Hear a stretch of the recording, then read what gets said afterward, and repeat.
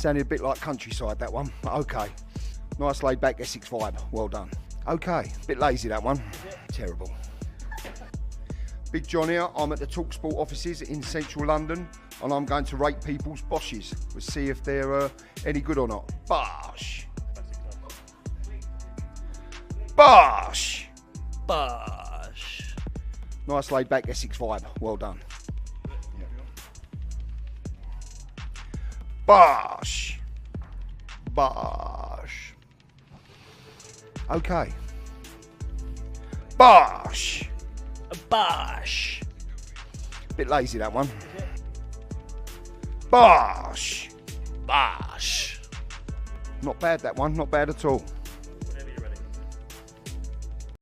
Right, gutted, I'm going to miss the AJ fight tonight. I was stuck on the M6 for 3.5 hours. But me missing the fight is nothing compared to the people involved in the accident. It's a bad accident, so hope everyone's okay that was involved in that. And big shout out to the emergency services for sorting it out as quick as they did, because it was a bad one. So I'm going to give my ticket tonight to William. So if you see William and Johnny at the fight at the O2, make sure you give them a bosh. Bosh. Good luck, AJ. Everyone have a good time tonight. And as I say, hope everyone's okay who's involved in the accident on the M6. Have a good Saturday night, everyone. Right, if I was on the phone to the Chinese, local Chinese, it'd be egg fried rice, special fried rice, large. Plain chow mein, shredded chicken chow mein, large. Salt and chili king prawn, salt and chili chicken, kung po prawn. Sweet and sour chicken balls, sweet and sour pork balls. Shredded chili beef, beef in black bean sauce, mini pancake rolls, large pancake roll, curry sauce, 2 portions of prawn crackers. Bosh.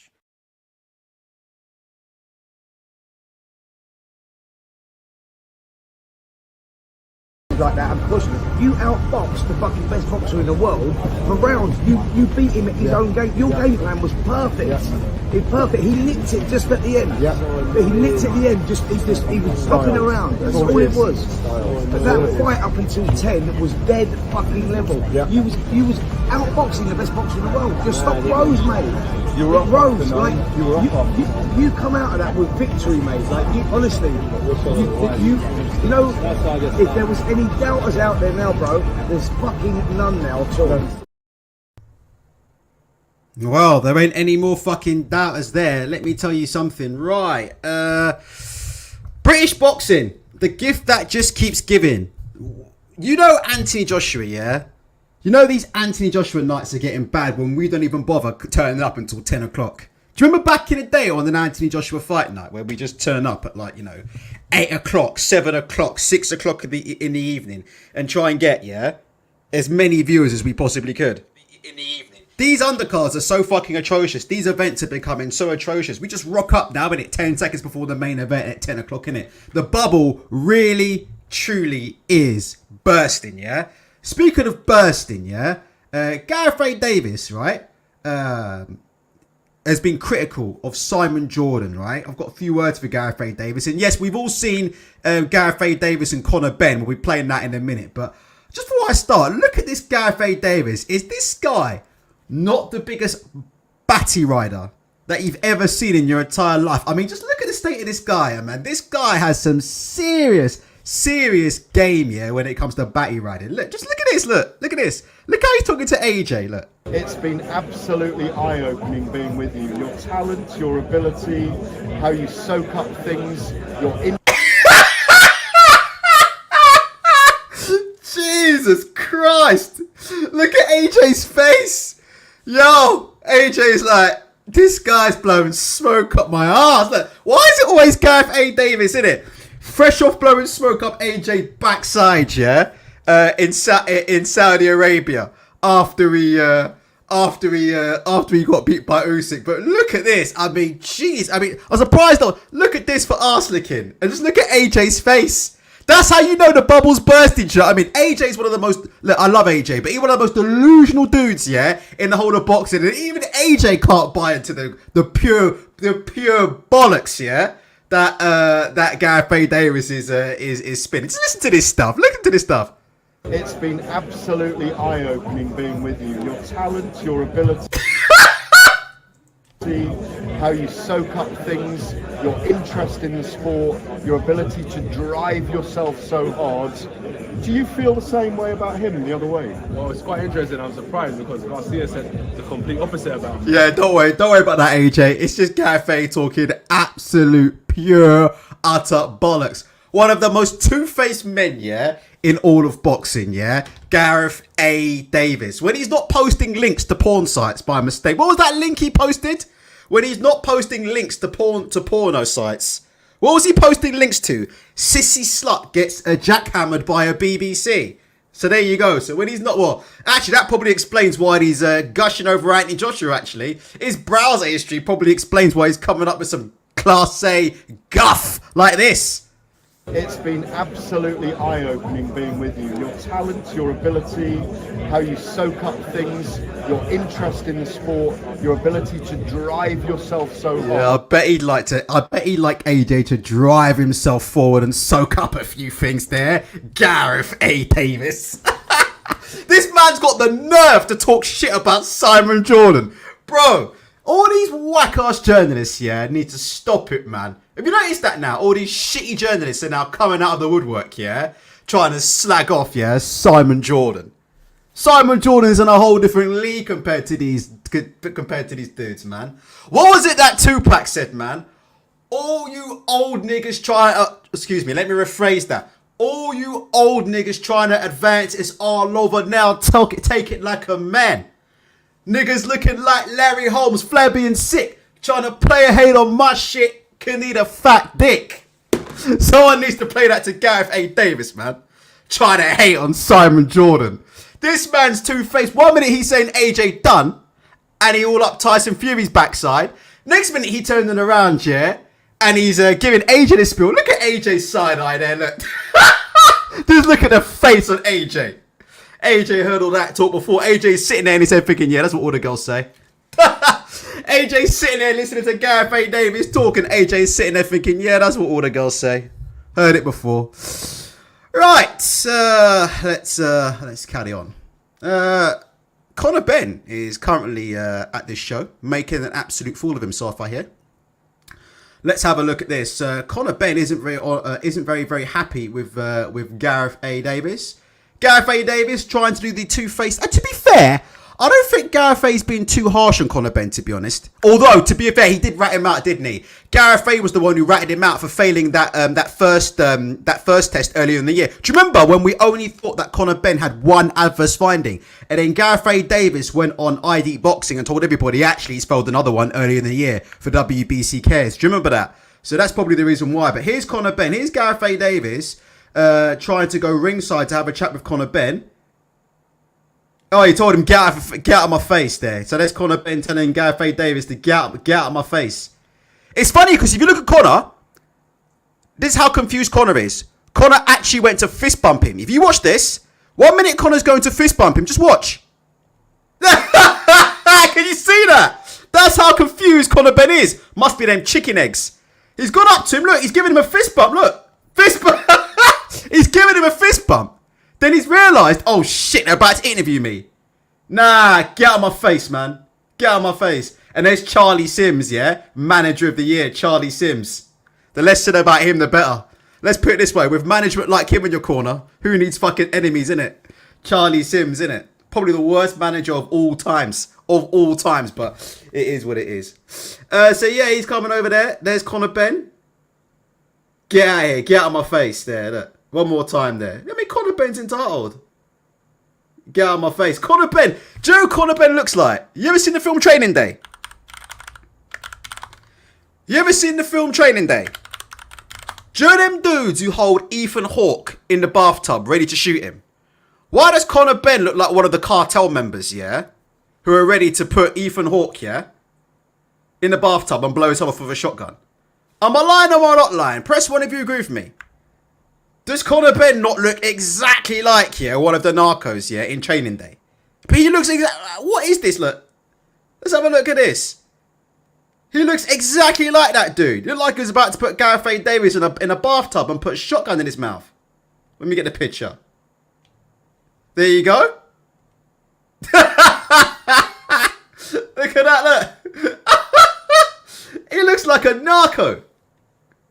It is what it is. He also looks a lot smaller than he's looked in the past, but I don't know. It's probably just some form of coincidence there. It is what it is. Yeah, John Smith says, Ben looking like an MS-13 gang member. It is what it is. Get out of my face. Yeah, it is what it is. It is what it is. What do you guys think? Jermaine Franklin's on his way to the ring. I believe it's time for me to turn the sound on. Oh, they're doing Sweet Caroline. Sorry about that. So there you go. So that's Conor Ben. He's turning up to the event. Why he's turning up, I have no idea. You know, to me, he's not going to get any good press. We'll talk about it later on. But anyway, time for the main event. They're playing Sweet Caroline there. We're looking at the crowd. Allegedly, there's been a sellout tonight. Allegedly. I'm not sure about that. I'm sure I can see some seats at the top row that don't look sold out to me, but we'll see. But they're claiming it's a sellout tonight. Shevin says, "Oh, you watching at a friend's house?" I am. Okay, guys, give us your final predictions. Give us your final predictions. Oh, Toby Play says, Ultra, I won my fight in front of 2,500 people on 4 days' notice. Well, I'm taking all credit for that, for all the training videos I supplied you with. Plus, I'll also be expecting my 10% cut very, very soon. The less said about the zone's coverage, the better. I don't know what you guys think about Laura Woods. I think she's one of the most self-absorbed people I've ever seen in my entire life. You know, if Laura Woods was a tub of chocolate ice cream, she'd absolutely eat herself. I mean, the amount of selfies she puts up of herself all day long on Twitter. She's basically now gone from being a competent sports reporter to basically a walking thirst trap for 50-year-old men. It is what it is. David Diamante, a.k.a. Iron Man, who apparently was on intensive care about 3 weeks ago, has magically appeared here in the O2 Arena looking fit as a fiddle, about to announce Jermaine Franklin coming to the ring. Ade is a former friend of the show, so we can't really say much about Ade, although, you know, I would like to hear a little bit more from Ade about some things that are going on with Conor Ben and Chris Eubank Jr., because like I said before, when, what's his name, Jarrell Miller tested positive for multiple times for performance enhancing drugs, Ade had quite a lot to say about that. I'd like to hear a little bit more from Ade about how he feels about Conor Ben versus Chris Eubank Jr. potentially being next, as confirmed today by Eddie, after originally denying it, by the way. After Eddie Hearn denied it last week and said that fight wouldn't take place until September, Ben's going to have a fight first. Apparently now that's all changed. Apparently tonight he's quoted as saying that Ben versus Eubank could be happening next. So again, you know, like I said before, these guys just, you know, change story as the wind blows. Then of course we've got Tony Bellew, who says he believes that Conor Ben is innocent. That's Tony Bellew. But you've got Tony Bellew there who says he doesn't believe that Conor Ben took PEDs. So he must believe that the VADA lab had blah blah blah blah blah, had contaminated him, etc etc. Jermaine Franklin is on the way to the ring. Do you know what? I don't quite know how to call this fight, because originally you said like AJ knockout 5 and 6, AJ knockout 5 and 6. We'll try and get some pictures of AJ at the weigh-in, right? So you're looking at it and you say, look, AJ's in a different league. AJ knockout between rounds 4 and 5. But the one thing about Jermaine Franklin, yeah, that's throwing me a little bit is he does appear, okay, to be in tremendous shape. Like he does. Like he's 23 pounds lighter than he was for the Dillian White fight, which was how many weeks ago? 4, 5, 6 weeks ago. So he's 23 pounds lighter.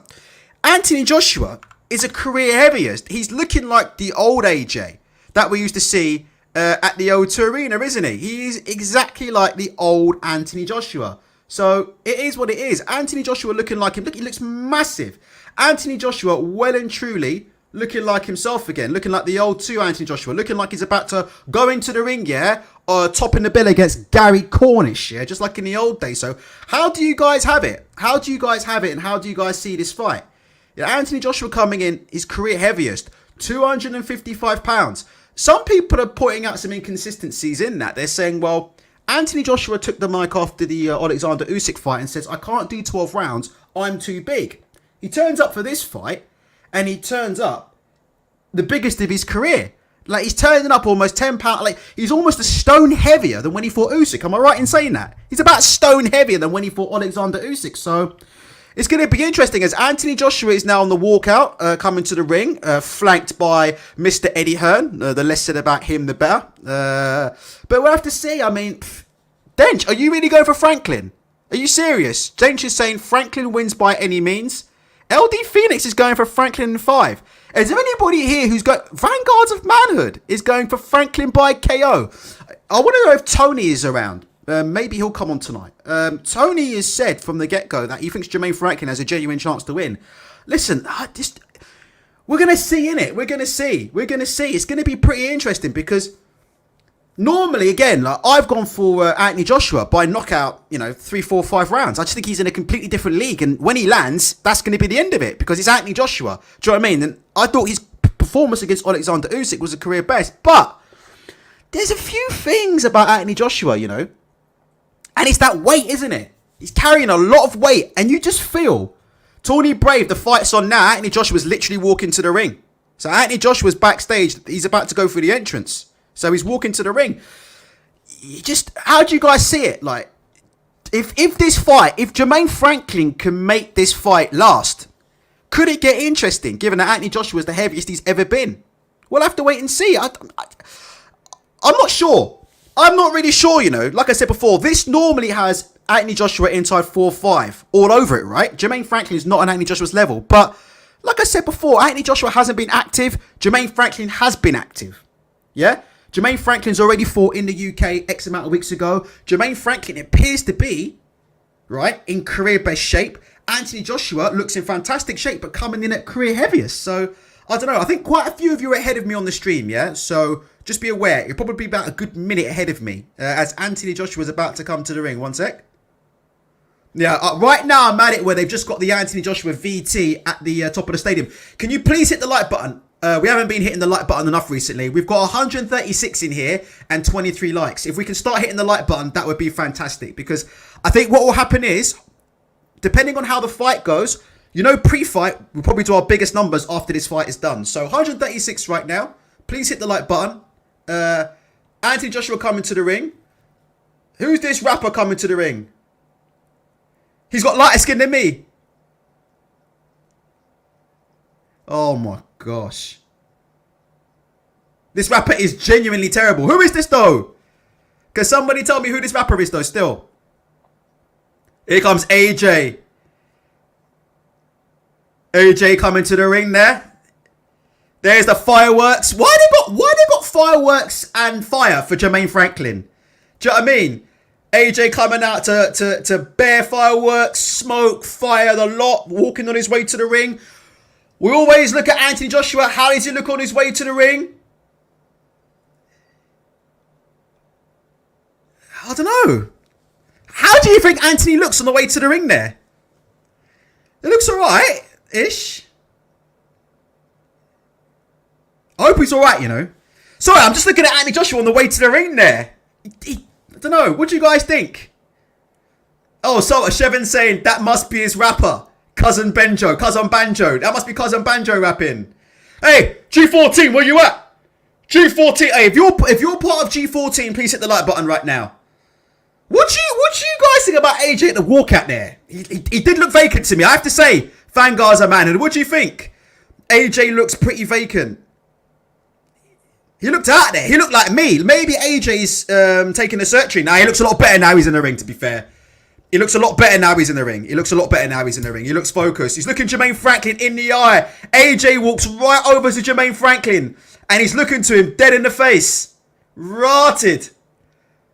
What do you think about that? That's interesting. Anthony Joshua there walking right over to Jermaine Franklin. Looking him in the eye. And he's talking to him, innit? He's talking to him. Basically, in so many words, he's saying there, get ready. So, I don't know, man. I don't know how to feel about this fight. Look, to me, the proof is going to be in the pudding, man. Can I be honest with you before we get going, yeah? Whenever I see fighters, and like I said, all fighters get nervous, yeah? But whenever I see fighters behave like that, in the run-up, like I said before, it's not going to change the outcome of the fight, okay? But I'm just saying, it's not going to change the outcome of the fight. But that is, yeah, a little bit out of character for Anthony Joshua. Do you not agree with that? Press 1 if you agree, press 2 if you disagree. That's a little out of character there for Anthony Joshua there, isn't it? When have you ever seen Anthony Joshua do that? Walk up to somebody just before a fight, look them dead in the face, and just start talking to him. I've never seen Anthony Joshua ever do that. Did Anthony Joshua ever do that when he got in the ring with Dillian Whyte or anybody? I've never seen him do that. I've never even seen him do that when he got in the ring with Jermaine, with Dominic Brazil. And I've seen every single Anthony Joshua professional fight. I've never seen him do that before. And that, like I said before, probably won't have any outcome, on this fight. But just saying, that is a little bit of a change in behaviour there from Anthony Joshua there. Walking up to the fighter and mouthing off there. We'll have to see. Rory to Bori. Derek James made a man of him. Maybe, like I said before, maybe Anthony Joshua is now Lions only. We've got Marcus McDonnell in the ring as the referee. AJ trying to channel his inner Charlo. Give me your predictions then. Shall I tell you what I'm concerned with? Let me turn the volume down on this slightly. Sorry. So I'm just going to turn the volume down on the fight slightly. Here we go.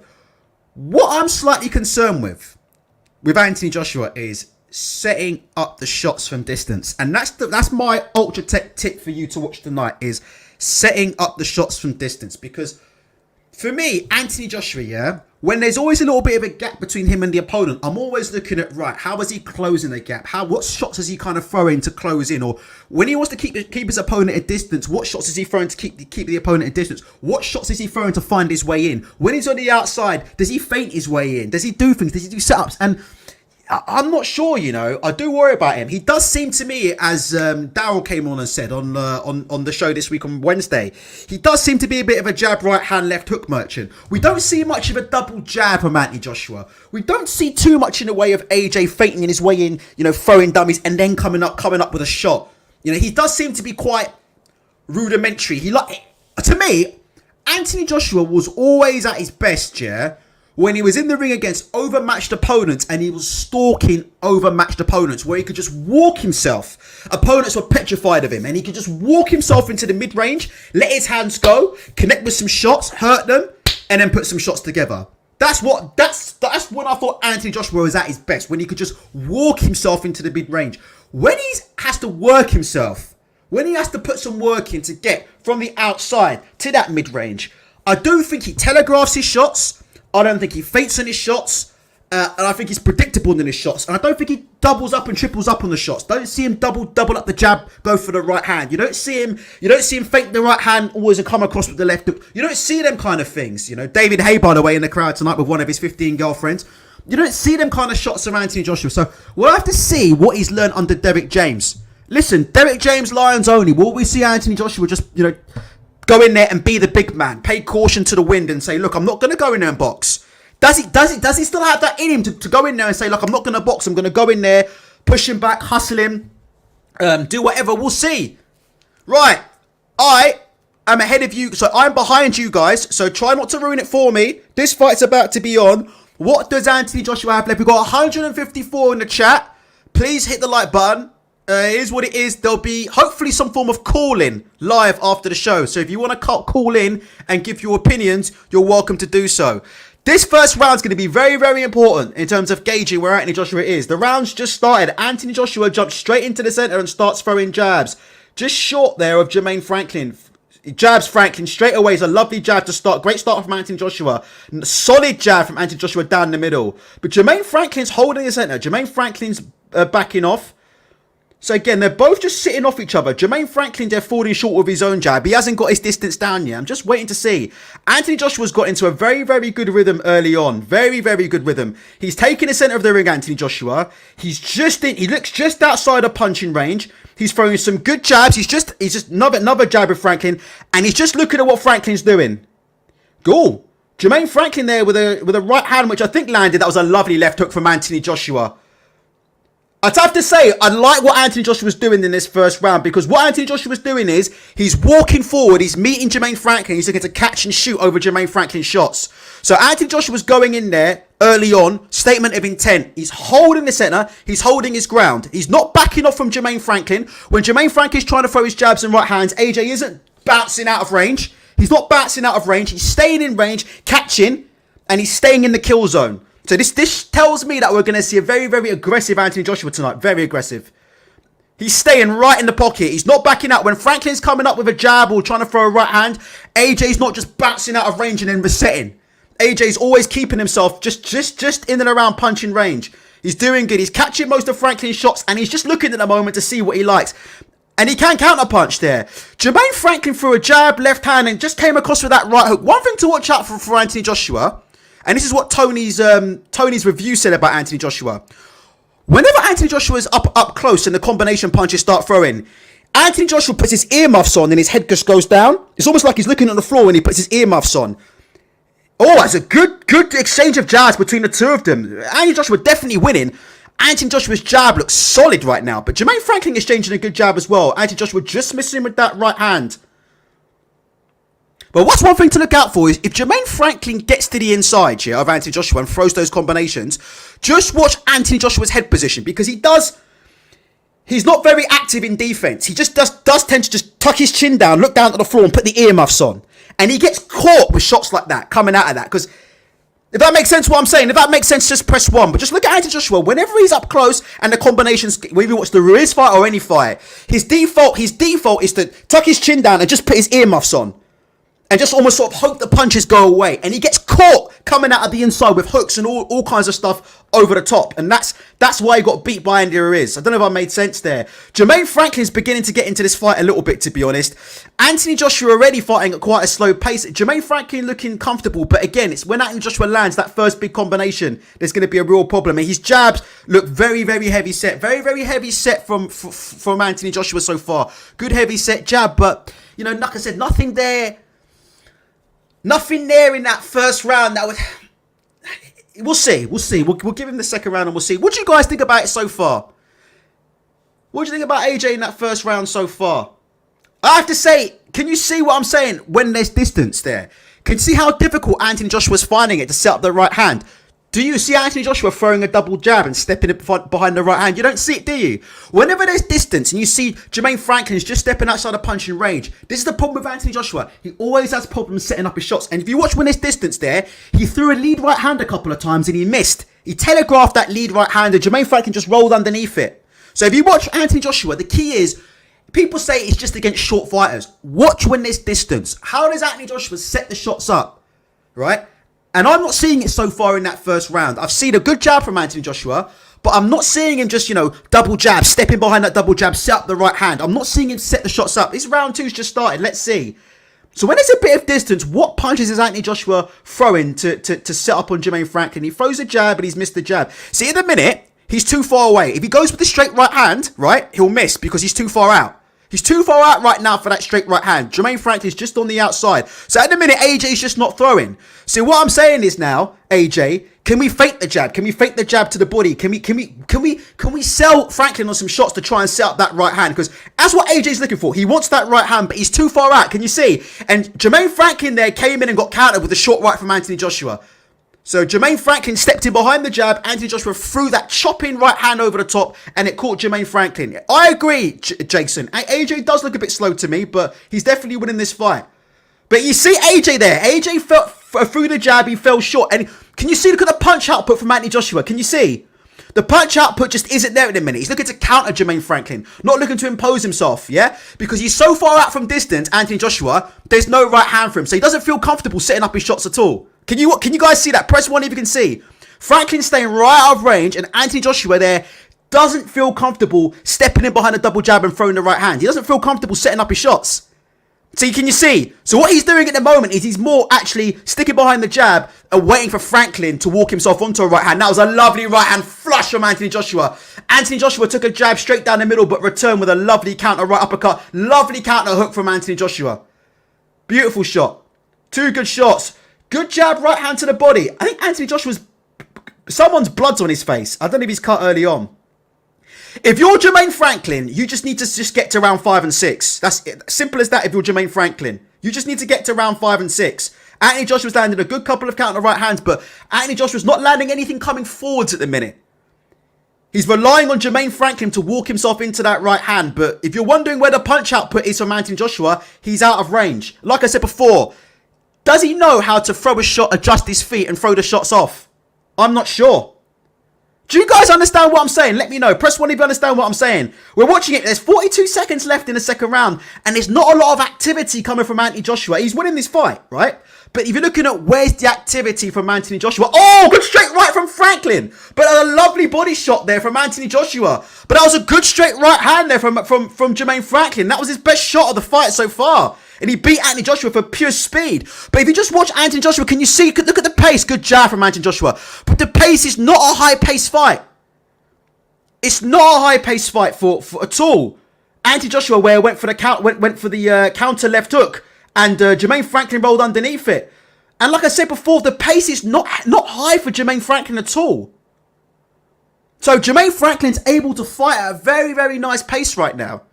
Very nice pace. There was a good round. 2-0 to Anthony Joshua. But that was a very, very good right hand that was landed by Jermaine Franklin there. But Anthony Joshua is very, very heavy set. I mean, you know when he lands, he looks incredibly... Some of the jabs that Anthony Joshua's landing are making me wince, right? And I'm like 55,000 miles away from this stadium. How are you guys scoring it so far? But you look at Anthony Joshua and you look at when distance is created, he's not throwing. What do you guys think about that? When there's distance that's been created, Anthony Joshua is not throwing. He doesn't have the ability to work himself from the mid-range into the short range. He doesn't have that ability. You can see when he's on the outside... Does he feint or move his feet? Right? Does he double jab and move his feet close to the opponent? He doesn't. Can you see? He's either up close and he's firing shots or he's too far out and he's not throwing. And that's why this fight at the minute, people will be saying is quite a boring fight to watch because there's not a lot of action. Because when Anthony Joshua is shown distance, he doesn't let his hands go because he doesn't feel comfortable stepping in behind a shot and stepping out of range. He's not great at using his feet, is he? Let's see. Beginning of round 3. It's very simple. Let's see. And Anthony Joshua's holding off again. So again, Anthony Joshua's taking the centre of the ring and he's got his high guard, chin down, and he's just watching Franklin. Looks like he's content to just walk Franklin onto something. And like I said before, Anthony Joshua's got the power to knock out anybody in boxing, period. So if he catches, and he's an excellent counter puncher. Franklin needs to be careful because if you're Franklin, you know AJ's trying to time you. So Franklin really does need to make sure he feints before he walks in, or make sure he fights in different rhythms, because Anthony Joshua was looking to catch him with the right hand over the jab or the lead left hook, as Anthony Joshua again just missed with that chopping right hand. A couple of good jabs from Franklin. Franklin there sitting in the pocket and he's trying to beat Anthony Joshua for speed. Good jab from Anthony Joshua. But again, you know, the punches from Anthony Joshua are few and far between. If you're Franklin, for me, I'm telling him, stay out of trouble for a few more rounds and then put it on him. Stay out of trouble. Franklin went for a right hook to the body. That was well dodged by Anthony Joshua. I like Anthony Joshua's guard.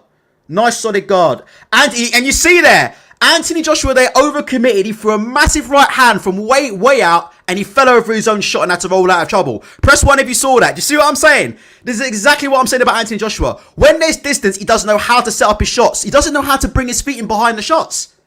He's too far out. He's way too far out. He doesn't know how to bring his feet in and out of range. He needs to do some footwork drills. And Jermaine Franklin there landed a semi-decent right hand over the top. Anthony Joshua went for another straight right hand over the top. Jermaine Franklin just rolled with the shot. This is a much better round from Jermaine Franklin. Again, Anthony Joshua is having big problems from distance. That's why he's not throwing. He's having big problems from distance. Jermaine Franklin there is dipping at the waist. Jermaine Franklin is changing levels with the head.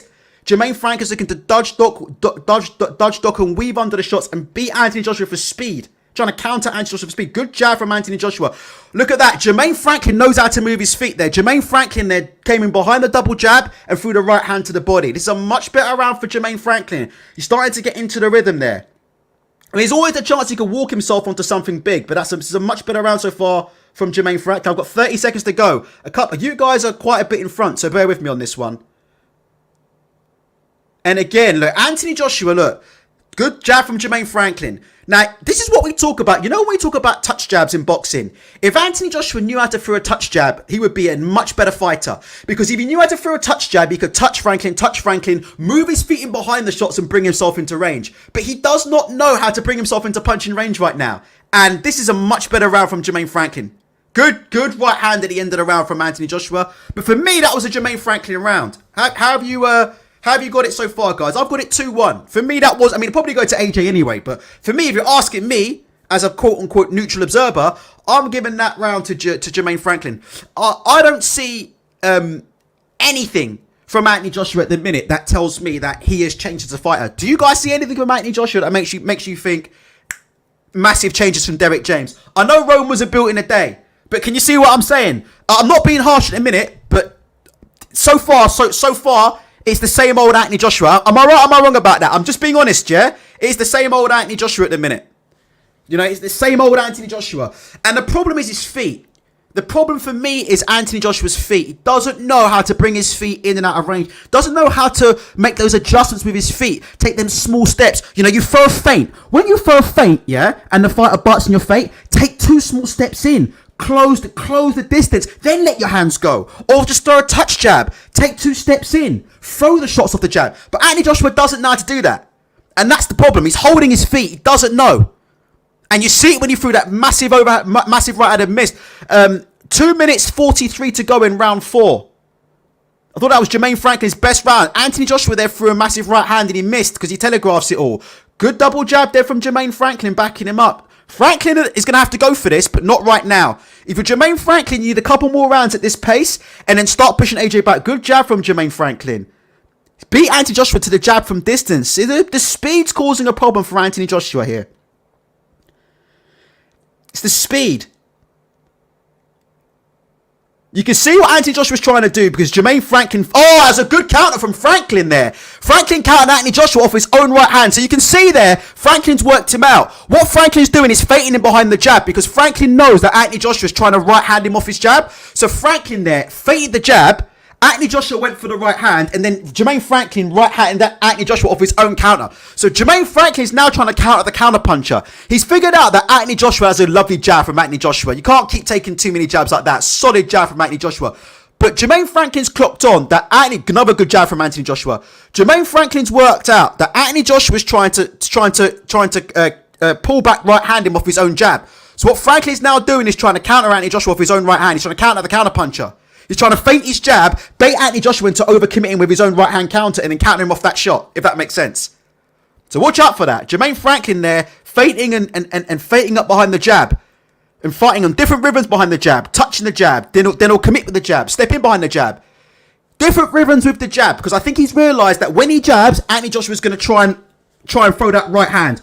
And he wants AJ to overcommit with the right hand so he can counter him off it. So watch out for that. Watch out for that. But it's another very, very solid jab from... Oh, that was a good right hand from Jermaine Franklin, though. Jermaine Franklin. Good right hand. Double jab. Short right hand from Jermaine Franklin. I mean, Anthony Joshua might be winning the round because he's landed some eye-catching jabs. But that was a good right hand from Jermaine Franklin. And it's up on that inside. And Jermaine Franklin is much better than Anthony Joshua at moving his feet. If you see Jermaine Franklin, yeah... He's very, very good at... You see him moving his feet behind that double jab. And then he gets inside and he throws that short right hand and lands it clean on Anthony Joshua. Anthony Joshua hasn't shown that at any point tonight. He hasn't shown the ability to step in behind that double jab. Shorten the distance and put some power punches on Franklin. He hasn't done it. Franklin's the one who's shown the ability to... shown better footwork. Would you agree with me on that? That so far in this fight, Jermaine Franklin has shown better footwork than Anthony Joshua? Well, I think so. Jermaine Franklin as a shorter man has shown the ability to get in behind the double jab, adjust his feet, close the distance on AJ and unload quick combinations. Oh, that was a lovely counter uppercut from Anthony Joshua. And the two of them explode. That was lovely from Anthony Joshua. Good work, good round. Anthony Joshua got that round for me. Lovely counter uppercut from Anthony Joshua. Lovely counter uppercut from Anthony Joshua. So I've got that 3-1 to Anthony Joshua there. Franklin rushed in. Anthony Joshua just stood back, took his time and threw a lovely left uppercut. Snapped Jermaine Franklin's head back. I've got it 3-1 to Anthony Joshua. But this fight could get interesting. How do you guys think? John Smith is... Oh, okay, let's have a look. Jay Nels is saying, this ref is great. He should have been a ref for Benavidez versus Plant. John Smith is saying, shout out to Franklin, the real fighter. Joe is saying... Snazzy's saying, when Franklin gets hit with a nice shot, he fires back just like Ruiz does. Franklin's corner saying AJ can't keep this pace, he's tiring. I have to say, to be honest, if this fight can go a couple more rounds, it's going to be very, very interesting, you know. Because one thing that you took away from that round there is Anthony Joshua won the round and he landed some good shots on Jermaine Franklin. But did you see there, Jermaine Franklin, towards the end of that round, really started to commit there. He really started to roll the dice. He really there gambled to get on the inside. And he started trading hook for hook with Anthony Joshua. So, we'll see how it goes. We'll see how it goes. Anthony Joshua does need to land something big. to put the seal of approval as he does lands a lovely little short right hand from Anthony Joshua. That was nicer there. That was a nice from Anthony Joshua. He crept into range. He landed a nice left hook. That's better from Anthony Joshua. Oh, that was a good uppercut from Jermaine Franklin, and that's what we told you on the inside. Did you guys see that about Anthony Joshua up close? Whenever the fighters get up close, he just puts his chin down, puts his head down, and puts the earmuffs up. But it's almost like he's not really looking at where he is in the ring. His head points towards the canvas, and he puts the earmuffs on. And you see Franklin put a lovely right uppercut straight up the middle and popped his head up. It was a good shot from Franklin. Watch out for that from Anthony Joshua. When it does get close on the inside, he tucks his chin down. And he points his head at the floor and he puts his earmuffs on. And he's not always aware of what's going on. It's a good shot. Tony Bellew's got Anthony Joshua winning every single round right now. I'm not sure. I'll give Jermaine Franklin one round, but Anthony Joshua is definitely winning this fight. But he does need to hurt Jermaine Franklin with something, in my opinion. Which he's more than capable of doing. But he does need to hurt Jermaine Franklin with something. Do you see there? Jermaine Franklin there feinted the jab. Anthony Joshua bought off the jab and threw the right hand. Jermaine Franklin then threw the counter right hand off Anthony Joshua's own counter. Jermaine Franklin's trying to counter Anthony Joshua's counter. Just watch out for that. Jermaine Franklin knows the right hand's coming, so he's looking to bait Anthony Joshua into throwing that right hand. Oh! Both landing right hands there. Both landing right hands. There you go, exactly, Dench. Franklin's punching off AJ, exactly. Franklin's trying to counter the counter puncher. He's trying to fake the jab to bait AJ into throwing the right hand, and he's trying to counter AJ off his own right hand. AJ landed a right hand there, and Franklin then landed his own off that. And look, Anthony Joshua's still nailed on to win this because he's a much bigger puncher. It's only a matter of time before he catches Franklin with a big one, right? But let's have a look. 54 seconds left to go in round 5. 50 seconds to go. Anthony Joshua's engaging in clinching. That was a nice uppercut on the inside from Anthony Joshua. Engaging in clinching. Back to work. Should be back on that jab, Anthony Joshua. Straight back on that jab, Anthony Joshua. Jermaine Franklin there. Oh my God. Oh, good jab from Franklin. And again. Jermaine Franklin is closing on Anthony Joshua. He's baiting the right hand of Anthony Joshua, rolling it, and then coming back with counters. And that time he countered Anthony Joshua with a jab. Straight down the middle. Snapped AJ's head back. Jermaine Franklin rolls a right hand. Ooh, this is an interesting fight. I mean, we're going into the halfway point. How much punishment is Jermaine Franklin taking? His right eye's beginning to mark up. And that's from the Anthony Joshua jab.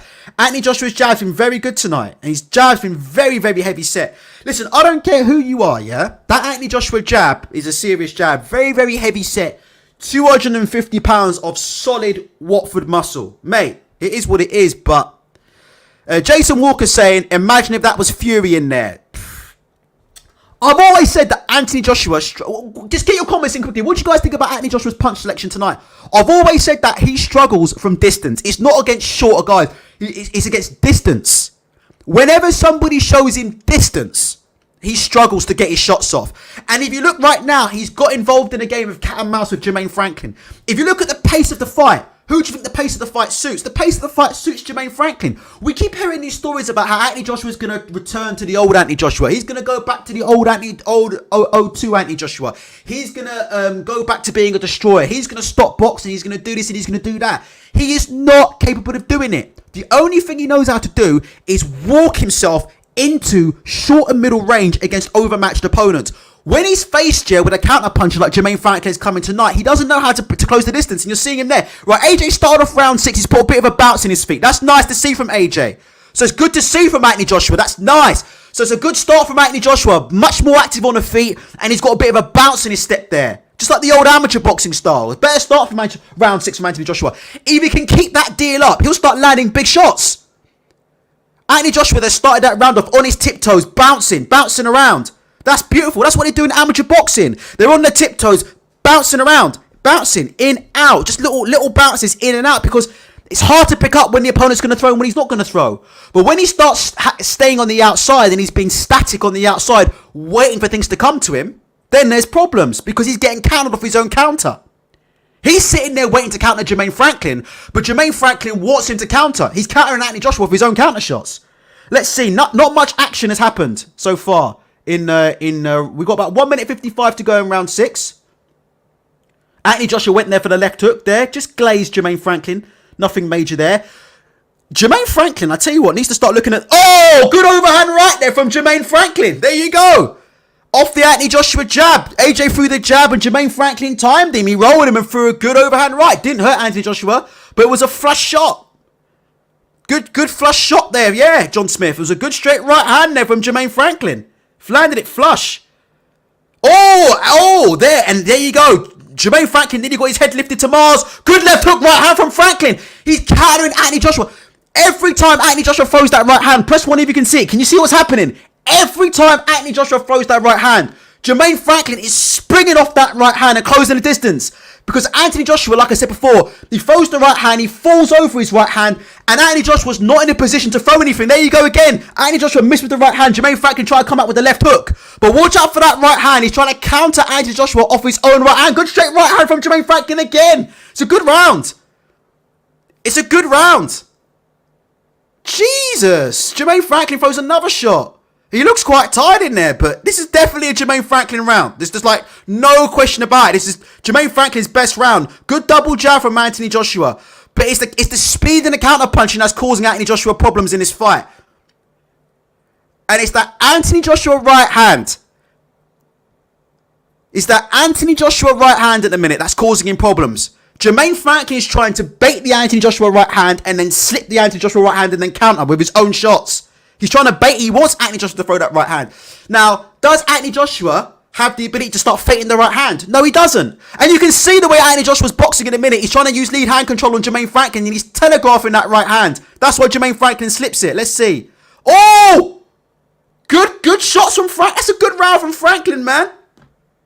Wow! Listen, I've got Jermaine Franklin winning 2 rounds of this fight. How have you guys got it? This is interesting. What do you guys think about the tactics? Press 1. Do you think I'm calling this fight tactically correct? It's hard to do commentary to you guys and make the comments and moderate and watch this show at the same time. All I can say so far is the following. Anthony Joshua's waiting. He's pouring out with the jab, and he wants to right hand Jermaine Franklin off his own jab, right? Jermaine Franklin's worked Anthony Joshua out. So Jermaine Franklin's coming in front of Anthony Joshua, and occasionally you see him feinting that jab. And he's feinting that jab, and then when Anthony Joshua lets go with that right hand, you can see he's looking to roll, slip, duck under that right hand, and then step in, right hook, left hook, right hand. But he's looking to counter AJ off his own right hand. So that's the question. He's trying to beat Anthony Joshua for speed there. What can Anthony Joshua do? We've seen Anthony Joshua try and throw the lead left hook a couple times. We'll have to wait and see. Ultra, the commentary is absolutely disgusting. Oh, is my commentary disgusting? I'm sorry to upset you there. I'm doing the best I can there, Boxing Madness. But just watch out for that there. If you're Anthony Joshua there, maybe you can do something a little bit different. Is the feint right hook left hand on? Does it make sense? So can Anthony Joshua start to feint the right hand and then throw the left hook instead? Because Franklin's trying to read his right hand. Franklin can see that Anthony Joshua is looking for the jab right hand. He's looking to work and counter him off it. So can Anthony Joshua switch to a different punch? What do you guys think? 2 minutes 25 gone in the 7th round. A good left hook there from Franklin. Just on the top of the head of Anthony Joshua. Jermaine Franklin's in this fight. He's never going to get a decision in a million years. But Jermaine Franklin is now in this fight. Whether, like I said, Anthony Joshua's Anthony Joshua. He can knock anybody out at any time. But Jermaine Franklin is in this fight. It's round 7 and Jermaine Franklin is in this fight. There's no question about it. Like, Jermaine Franklin is in this fight, man. I don't know if he can get a decision. But the longer this fight goes on, Anthony Joshua's there clinching in the middle. Not really working away there. Just trying to see what's going on. AJ there moving his head, trying to get into a rhythm. Jermaine Franklin with a very good right hand to the body there. Good jab from Jermaine Franklin as well. Tell you what, Anthony Joshua starting to fight. It's a lovely double jab from lovely short right hand from Anthony Joshua there. Two good jabs from Anthony Joshua, and Jermaine Franklin tried to rush in off that jab, and Anthony Joshua pulled back and caught him with a nice right hand. Good work from Anthony Joshua. Just looking to see who's more comfortable up on the inside there. Anthony Joshua looks all right up on the inside there, but like I said before, when you're big and heavy and tall, you don't want to waste unnecessary energy sort of clinching around. You don't want to preserve your energy. You don't want to spend too much time wrestling around on the inside. Anthony Joshua goes for the lead left hook there, and he misses, and Jermaine Franklin clinches him there. There's Anthony Joshua there laying all over Jermaine Franklin there. It looks like he needs a bit of a breather there. Let's see how he's going. The referee's warning Jermaine Franklin about the way he's holding. Anthony Joshua's talking to Franklin. There's a lovely jab from Anthony Joshua. That jab, you can't keep taking too many of those jabs from Anthony Joshua, I'm telling you. Yeah, Jermaine Franklin there just missed there with the overhand right, but nailed Anthony Joshua with a straight jab down the middle. Anthony Joshua there, a little bit of blood from the lip. He's reading the clock there to see how much time is left at the minute there. First signs there that he might be getting a bit gassy there because he was looking at the clock, I think. Just to see there how much time was left. The shot to watch out for from oh, that's a lovely short right hand from Anthony Joshua, flush on the chin. That might be enough to give him this round, by the way. That was a nice short right hand from Anthony Joshua.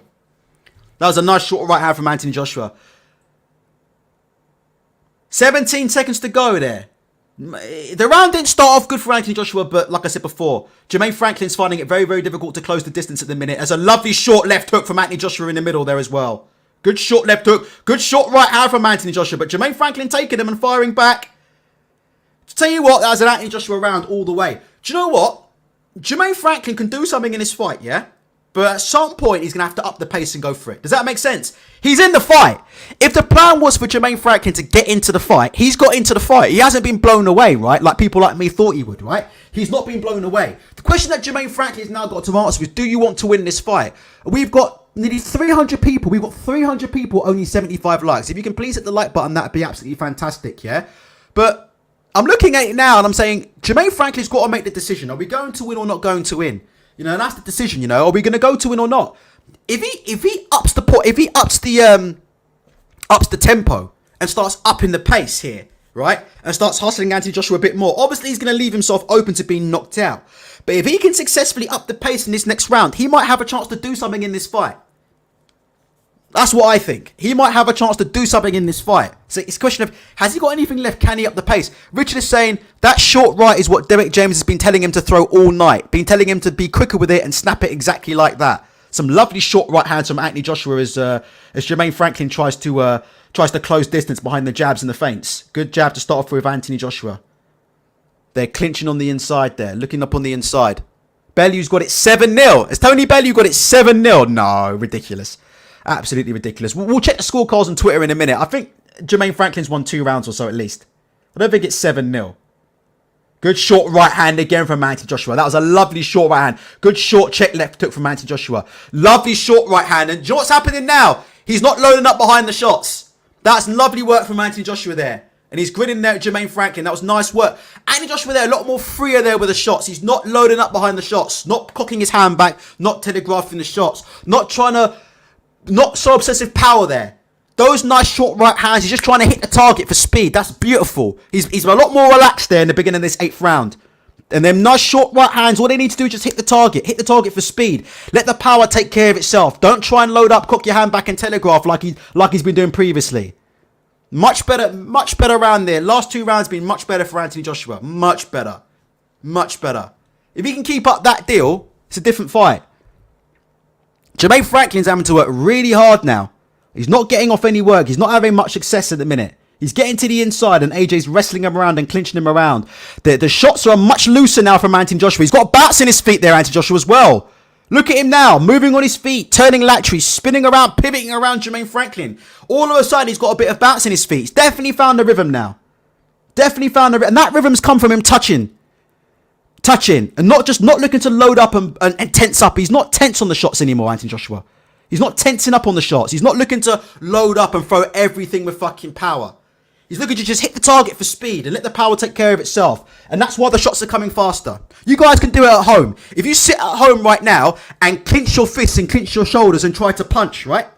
And then if you just completely relax your shoulders and relax your fists and then throw the same punch, which is quicker? Yeah? A lot less tension than the muscles from Anthony Joshua. So he's a lot more relaxed. And I think he feels maybe that Jermaine Franklin's beginning to gas here. You know, Anthony Joshua's leaning all over him. 254 pounds. Not as effective as Tyson Fury is, right? But still, Anthony Joshua's leaning all over him, grappling all over him. And Franklin's not been effective at all within the last 2 rounds. Not been effective at all. And Franklin hasn't really been able to land anything. So I have to say, yeah, a lot better there from Anthony Joshua in this round. Just a lot looser with the shots. They threw a nice double jab. First time I've seen Anthony Joshua throw a double jab in some time. Just a nice light double jab. Didn't worry about the speed there. Again, Anthony Joshua threw a touch jab and then went for the left uppercut. He's just throwing nice touch shots now. Nice touch shots. He looked there for the right uppercut, just missed Jermaine Franklin. And Jermaine Franklin's going to walk himself into one of those because Jermaine Franklin's falling in head first now, trying to desperately close distance on Anthony Joshua and land something. But two very, very, very good rounds from Anthony Joshua. Two big, big rounds there from Anthony Joshua. Two big, big rounds from Anthony Joshua there. And again, for me, like I said, he's loosened up completely in those last 2 rounds. And to me, like I said before, it looked like the weight came off his shoulders. Started to get a bounce in his feet, bouncing around and pivoting around the target. Smithy said, never heard such a biased commentary. What, me? I can't be talking about me because I'm not a commentator. So you can't be talking about me there, Smithy. Franklin is throwing this round away, not being countering the right.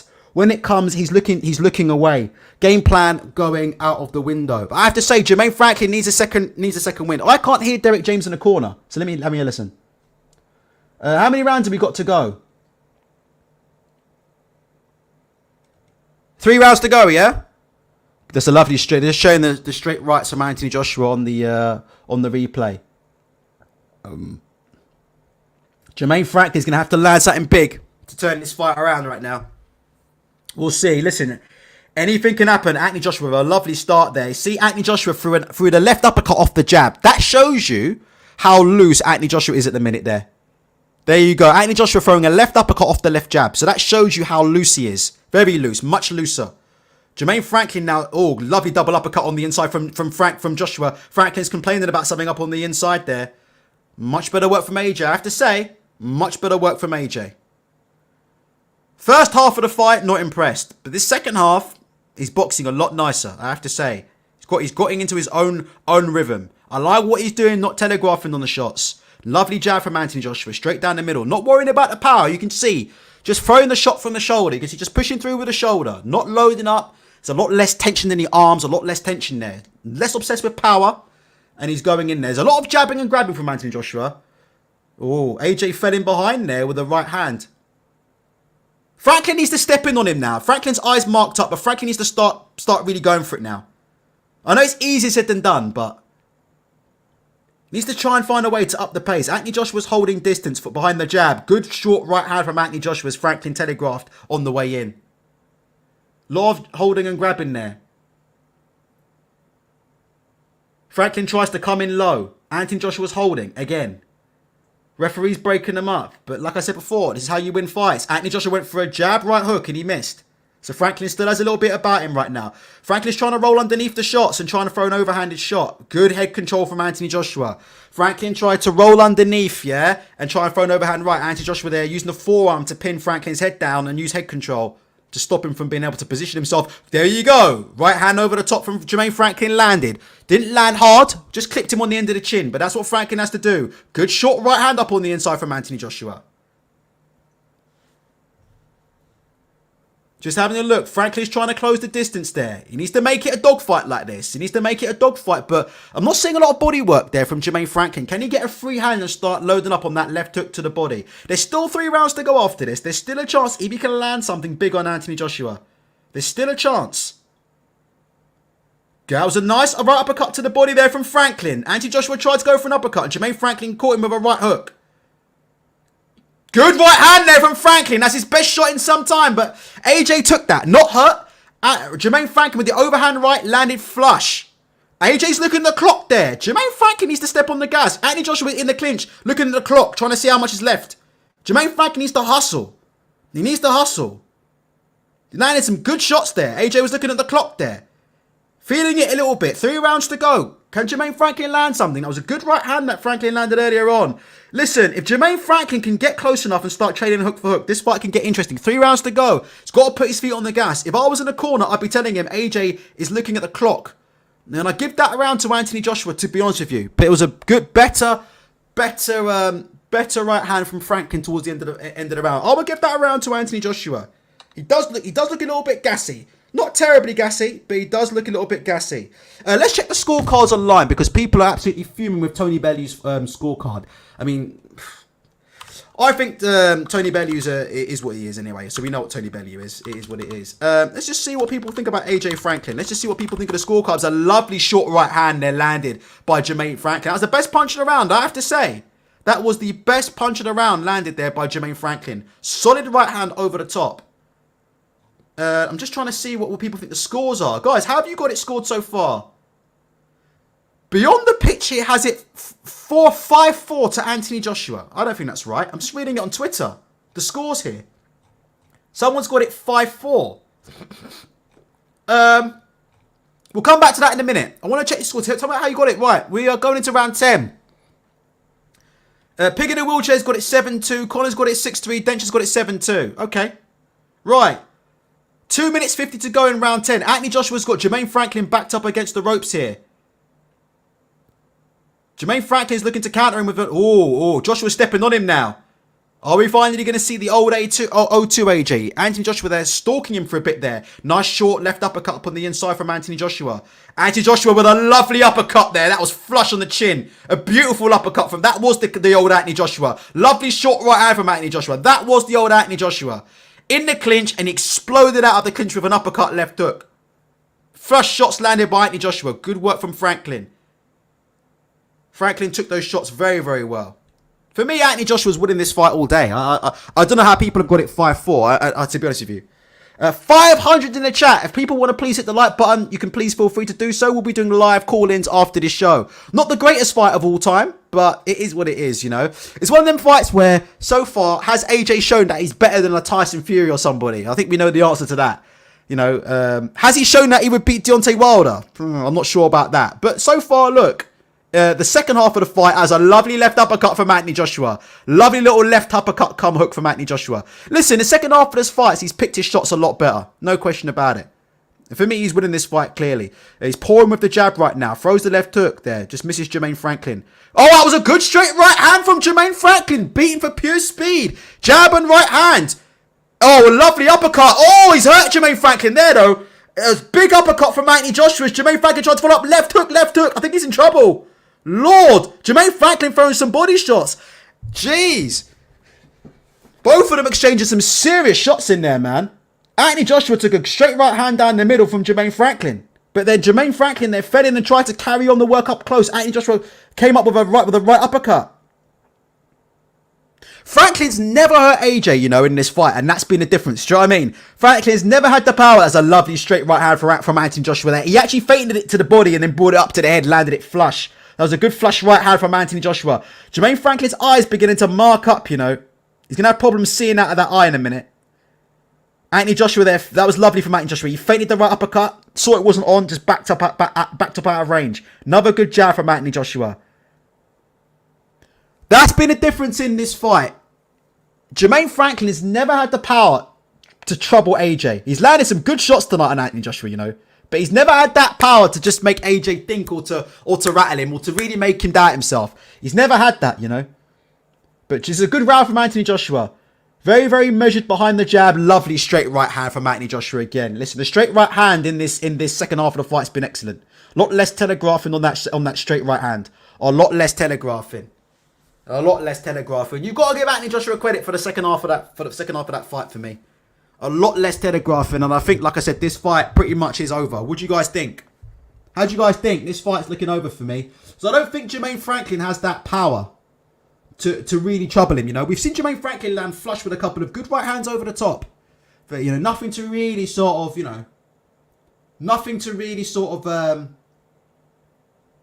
to really hurt Anthony Joshua. There you go. We're saying on a replay there. I mean, Jermaine Franklin landed a very good right hand on Anthony Joshua, but Anthony Joshua there making space. There, Jermaine Franklin there leaving himself right open up the middle for that short right uppercut up on the inside. And Anthony Joshua there finding the gap. There. Jermaine Franklin might need to do a better job of turning in that left shoulder.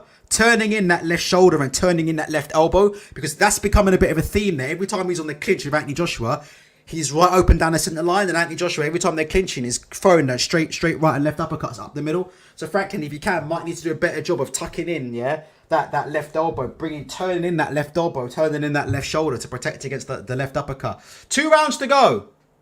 Anthony Joshua looks to be going for the stoppage, in my opinion. He looks to be stalking Jermaine Franklin at the beginning of round 11. Has Jermaine Franklin got anything left in this fight?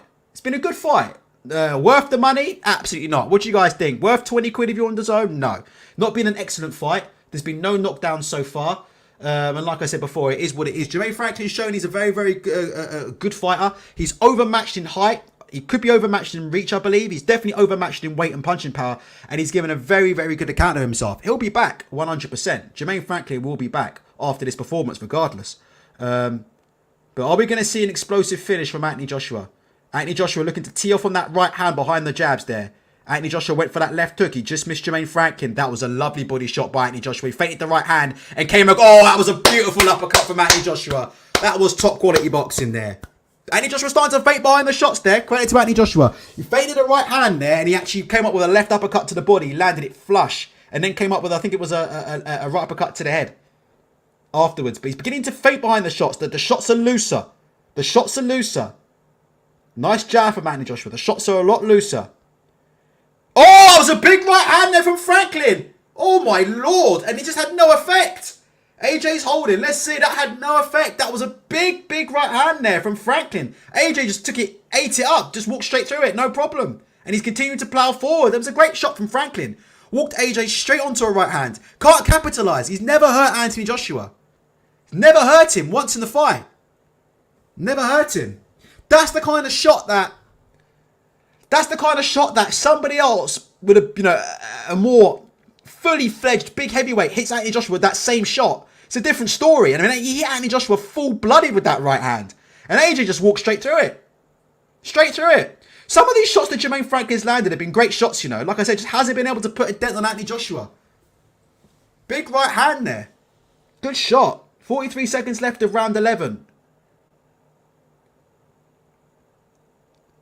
Anthony Joshua throws a straight right hand and he misses there. It's just Anthony Joshua's trying to get back to it behind the jab. He lands a good jab. Good double jab from Anthony Joshua. Something that I've been asking for a long time from Anthony Joshua. Get that double jab. Now he's got to start moving his feet behind that double jab and throwing that right hand. That's what he's got to do. He's just got to start, Anthony Joshua for a lovely double jab. Move your feet in behind the double jab and then you'll see that the right hand has a home. But, he keeps throwing that double jab and holding his feet. Oh, good short right hand from Jermaine Franklin there. Jermaine Franklin up on the inside. Good short right hand. What do you guys think of the fight out of 10? Give me a score for this fight out of 10 so far. It's an interesting fight. Jermaine Franklin's complaining to the referee. He's angry with the referee about the holding. We'll see. That was a good round. Both landing good shots. For Jermaine Franklin landed a good short right hand towards the end of the round. What would you give this fight out of 10? To me, it hasn't been the greatest fight to watch, to be honest. I was expecting a lot more from Anthony Joshua, but the first half of the fight, to me, he was genuinely terrible. The second half of the fight, he's thrown a lot better combination fights. Let's have a look at the reaction on the internet. What a shit fight. AJ's washed up, time for retirement. 8-3 AJ. Franklin made the 11 pretty competitive, but AJ landed more shots and harder. AJ should be a recruiter because all he's doing is headhunting. Anthony Joshua is the boxing Trent Alexander-Arnold. 7-4 AJ. Franklin needs a knockout now. Still think we could see more from Anthony Joshua. Let's have a look here. Blah, blah, blah, blah, blah. Blah, blah, blah, blah. Okay, right. Let's go. Final round then. Is Jermaine Franklin going to go for it? That's all I want to see. Is Jermaine Franklin going to go for it? Final round. If you was in the O2 Arena when you paid for this, would you be happy with what you paid for? I'm interested to see how Eddie Hearn spins Anthony Joshua as a killer after this. But let's have a look here. Is Jermaine Franklin gonna go for it? I don't think he's got the power to hurt Anthony Joshua regardless. But is he going to go for it? Double jab, short right hand to the body from Jermaine Franklin to start off. Anthony Joshua's holding in the inside. Just trying to see. And the refs breaks them up. Okay. Is Franklin going to go for it? Anthony Joshua's closing distance behind that jab. He throws a lovely short left hook, which just glazes Jermaine Franklin there. Lovely short counter right hand there from Anthony Joshua. Tony Bellew's given Anthony Joshua every single round apart from the last round. So, Tony Bellew's only doing that, right? Just to cover himself on the scorecards. He's an absolute clown, isn't he? If you're going to give Jermaine Franklin round 11, then you're going to give Franklin some of the early rounds as well. But you see what he's doing? He's trying to give Anthony Joshua a few more rounds, yeah? Trying to give Jermaine Franklin a couple of rounds to make his scorecard look good. 2 minutes left in the 12th round of this fight. If you want to call in after the fight, feel free to call in. Mixed feelings about this performance so far. I thought Anthony Joshua boxed very, very well in the second half of the fight. But has he shown that he is back as a boxer? Has he shown that he's back? I'm not sure. I'll give you my opinions after the fight and we'll get some call-ins. Not much action going on. Oh, a lot of clinching. Franklin broke himself out of the clinch. Referee's warning them. AJ's talking smack. 1 minute 40 to go. Is anybody going to land any punches in this last round? To put it into perspective, we saw more action in the last round of Tommy Fury versus Jake Paul than this. It is what it is. 575 in the chat. Please feel free to hit the like button now. We're approaching 600 in the chat. Afterwards, we're going to do live call-ins. I'll be putting a link up. That was better from Anthony Joshua. For the first time, Anthony Joshua threw a double, triple jab. He adjusted his feet, brought his feet in behind the jab, and threw a right hand after it. He did miss the right hand, but that's the first time I saw Anthony Joshua do that. Congratulations. He threw a double jab, he brought his feet in behind, and he missed the right hand. That right hook from Anthony Joshua landed. Massive uppercut on the inside from Anthony Joshua. Jermaine Franklin's hurt, just like he was hurt in the last round against Dillian Whyte. He's holding on there. Referee's trying to break him up. I tell you one thing that's got Anthony Joshua in the clinch. Every time they've clinched, Anthony Joshua's always found a home for that right and left uppercut. Every single time they're clinching. Anthony Joshua's trying to end it there, trying to go hook for hook with Jermaine Franklin. Franklin's clinching up on the inside. Anthony Joshua's trying to break free. Looks like Franklin could see out the fight here. Anthony Joshua's stalking him, trying to look for the big finish. Franklin's looking to try and survive now. He knows he can't win this fight. 30 seconds to go. I haven't got the sound on. The crowd's pissed. Let's see what they're saying. Let's turn it up. I can't hear it. Let me turn up the crowd.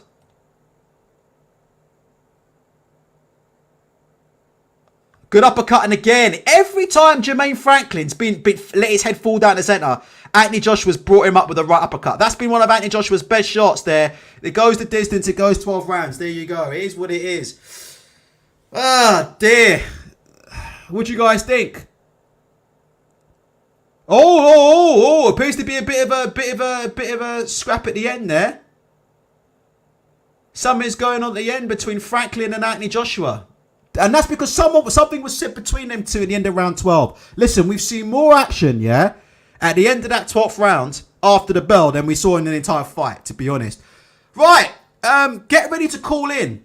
Jason Walker, Tony's Reviews, Shevin, all guys get ready to call in. We've got 650 in the chat. We're going to get ready for the live call-in, okay? Live call-in is coming. We're just going to wait for the judges' scorecards. I know the result of this. So I'm going to put the result in. Okay? I'm going to change the title of the stream.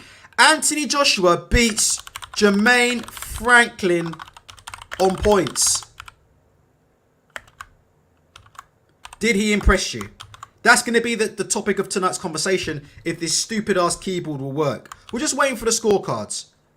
What the fuck is going on? Oh, I see. There's something going on with this. Oh, okay. One sec. Sorry, my keyboard's messing up a little bit. Sorry. Did he impress?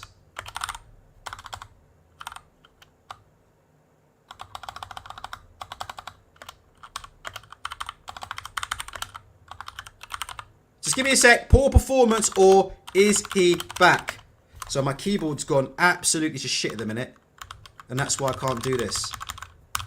Alright, but we'll figure it out. We'll figure it out. We'll figure out a way.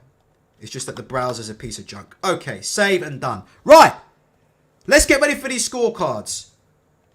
Can we start off? Can you guys give me your scores? Give me your scores. I know. It's the keyboard, mate. I promise you. It's definitely the keyboard. It's not doing emojis. It's a fucking piece of garbage. Right. What do you guys think? Whyte looked worse. Who looked worse? AJ or Whyte? Who performed better? Tell me. Who performed better in tonight's performance? Dillian Whyte or Anthony Joshua? Get your performances in. Let's have a look. Let's have a look at the live comments. I'm going to get the scorecards up in a second. Right. AJ Frank, this is the immediate reaction on the internet. We'll be getting your calls in shortly, okay? AJ Franklin, worst fight ever. AJ overrated. Actually, I might order a Domino's pizza, actually. More action after the final bell than the previous 10 rounds. Composed fight that from AJ. Franklin showed great resilience and a good chin. What a shit fight. AJ is finished. The most exciting part was the fallout at the end. Even AJ knows it. The biased commentary can't save you. What a poor fight. So far, the reviews are not good. Franklin's corner shit themselves. I see Mr. Humble showing his true colours after the bell. Look at this one. This guy says, commentators before the fight, AJ needs to win in devastating fashion. And then commentators after the fight are now saying, it was to be expected after returning from 2 losses. Here's what it is. Vanguards of Manhood is saying Dillian Whyte performed better than Anthony Joshua. Just bear with me. Hear the scores. Let's hear the scores. Steve Gray, 118 to 111.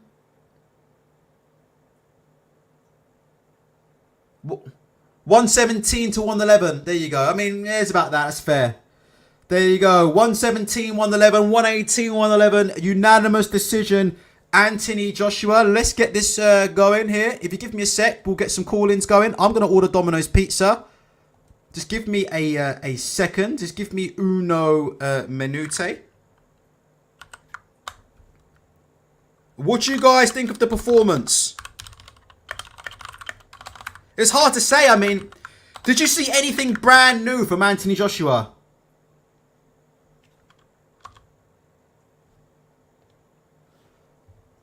Apparently, there's still a bit of beef in the ring. There you go. Right, sorry about that. I'm just pinning this message to the top. Right, there you go. Let's get a poll going as well. Let's get a poll. Is Anthony Joshua back?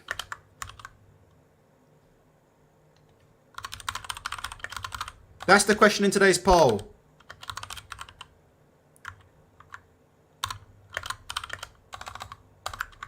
There you go. There's the poll right now. You can vote to the poll. We've got 668 in the chat. If you would like to call in, all right, and give your opinions on the fight, you can call in. We should be getting a panel together very, very shortly. Hopefully, we can get Tony's reviews on. Shevin, if you want to call in, you can call in. Who else can call in? What's his name? Flipping Jason Walker. Any of you guys want to call in, please feel free to do so. What do you guys think? The narrative before the fight really was that Anthony Joshua was looking to put in a destructive performance. Has Anthony Joshua shown you anything to think he's back? Where would you rank Anthony Joshua right now in the top heavyweights in the world? Do you think he can beat Deontay Wilder on that performance? Usyk obviously has beat him twice, but do you think he could beat Jermaine Franklin on that? Do you think he could beat Deontay Wilder on that performance? Let's put that in. So I'm just trying to change the title of the stream. What do you guys think? I was going to do a little bit of hocus pocus here. There we go. What do you guys think? Sorry about that. I'm just doing a million and one things at the same time. Right. He is post-fight now with Ade. Let's see what Ade says. Right. Ade's asked him, how good was it to be back here at the O2? AJ saying, O2, what's happening? AJ saying he's calm on the mic. What do you guys think about the performance? So I'm just trying to get one more thing going here.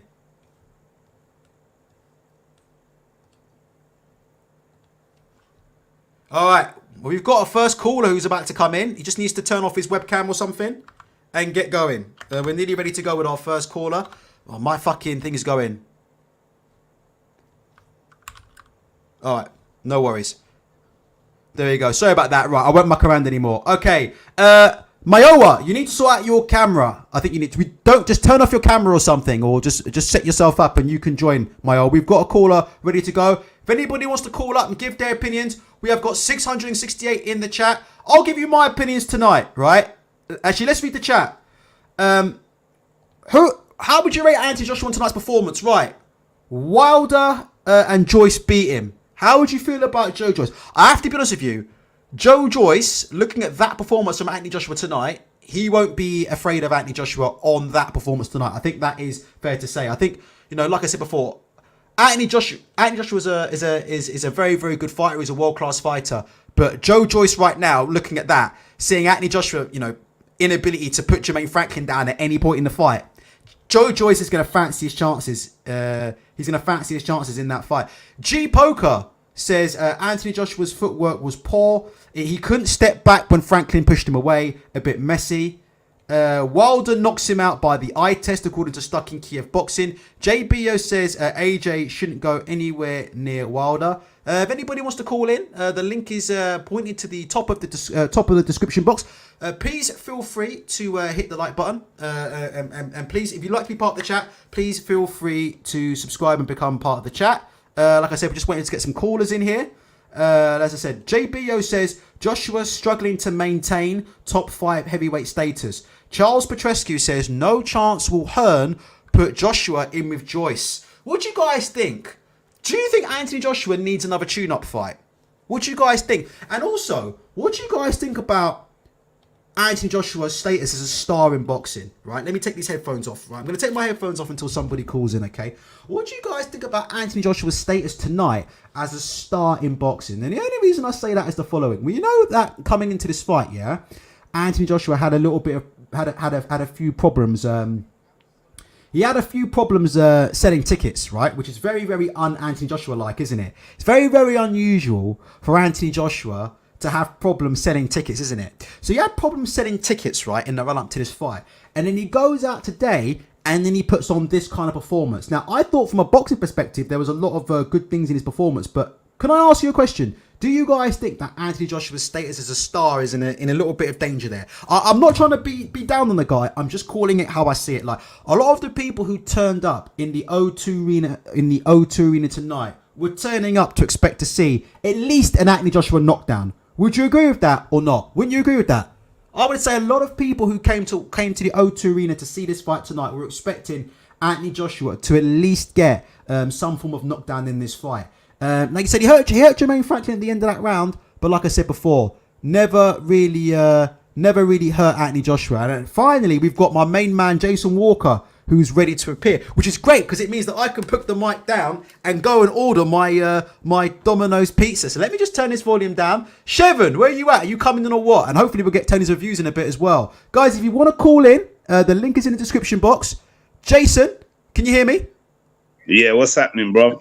Right, I'm going to go and just sort out a Domino's. I'll be back in a sec. We've got 757 in the chat. This is the post-fight reaction for Anthony Joshua versus Jermaine Franklin. The performance of Anthony Joshua, was it good enough in your eyes to put Anthony Joshua in the same league as a Wilder, an Usyk or a Fury, or are we looking at a faded star? Jason, I'm going to mute myself. Just take over for a few minutes, Jason. It was absolute fucking dog shit. He is dog shit, mate. That was absolutely fucking shit. All this hype and all the people saying before, yeah, he needs a knockout. He needs to walk through him. He was terrible. He's so stiff. He kind of, if you can see me with his hands up, you know, like the old boxers who like hold their hands up like that, sort of. I don't know if you can see me. Like, oh my God, it was terrible. It was terrible. I don't know what he's doing with Derek James or anything. Shit, man. Derek James, you could see Derek James's face. He looked so embarrassed. He was like, oh, it was a bad look, man. And like fucking, there was like, and you were going, yeah, he was getting success with the uppercut. That was because he was holding. He was every time he was holding with one hand and punching with the other. And that was the only way he was having success. Fucking Franklin was faster, sharper, better footwork. If Franklin, forget being bigger or anything, if Franklin could crack, that fight was over. Joshua. You know what, Jason? Can I just say? No. Don't be sorry at all. You're doing me a favour. 819 in the chat right now. This is the hottest show on YouTube. Can you please do me a favour? And please hit the like button. If you'd like to call in and have your say, call in. We've got a New Dawn in a minute who's going to be coming in. You can talk to Jason. I'm going to order Domino's pizza in New Dawn. Jason, and I want to ask the chat this question. Chat, what do you think? Give me a yes or a no. In fact, we may do a poll. Do you agree with Jason that if Jermaine Franklin was a puncher, this fight would have had a different outcome? Because I have to be honest and say something, yeah? I thought tonight, from a boxing perspective, Anthony Joshua boxed a lot better in the second half of that fight.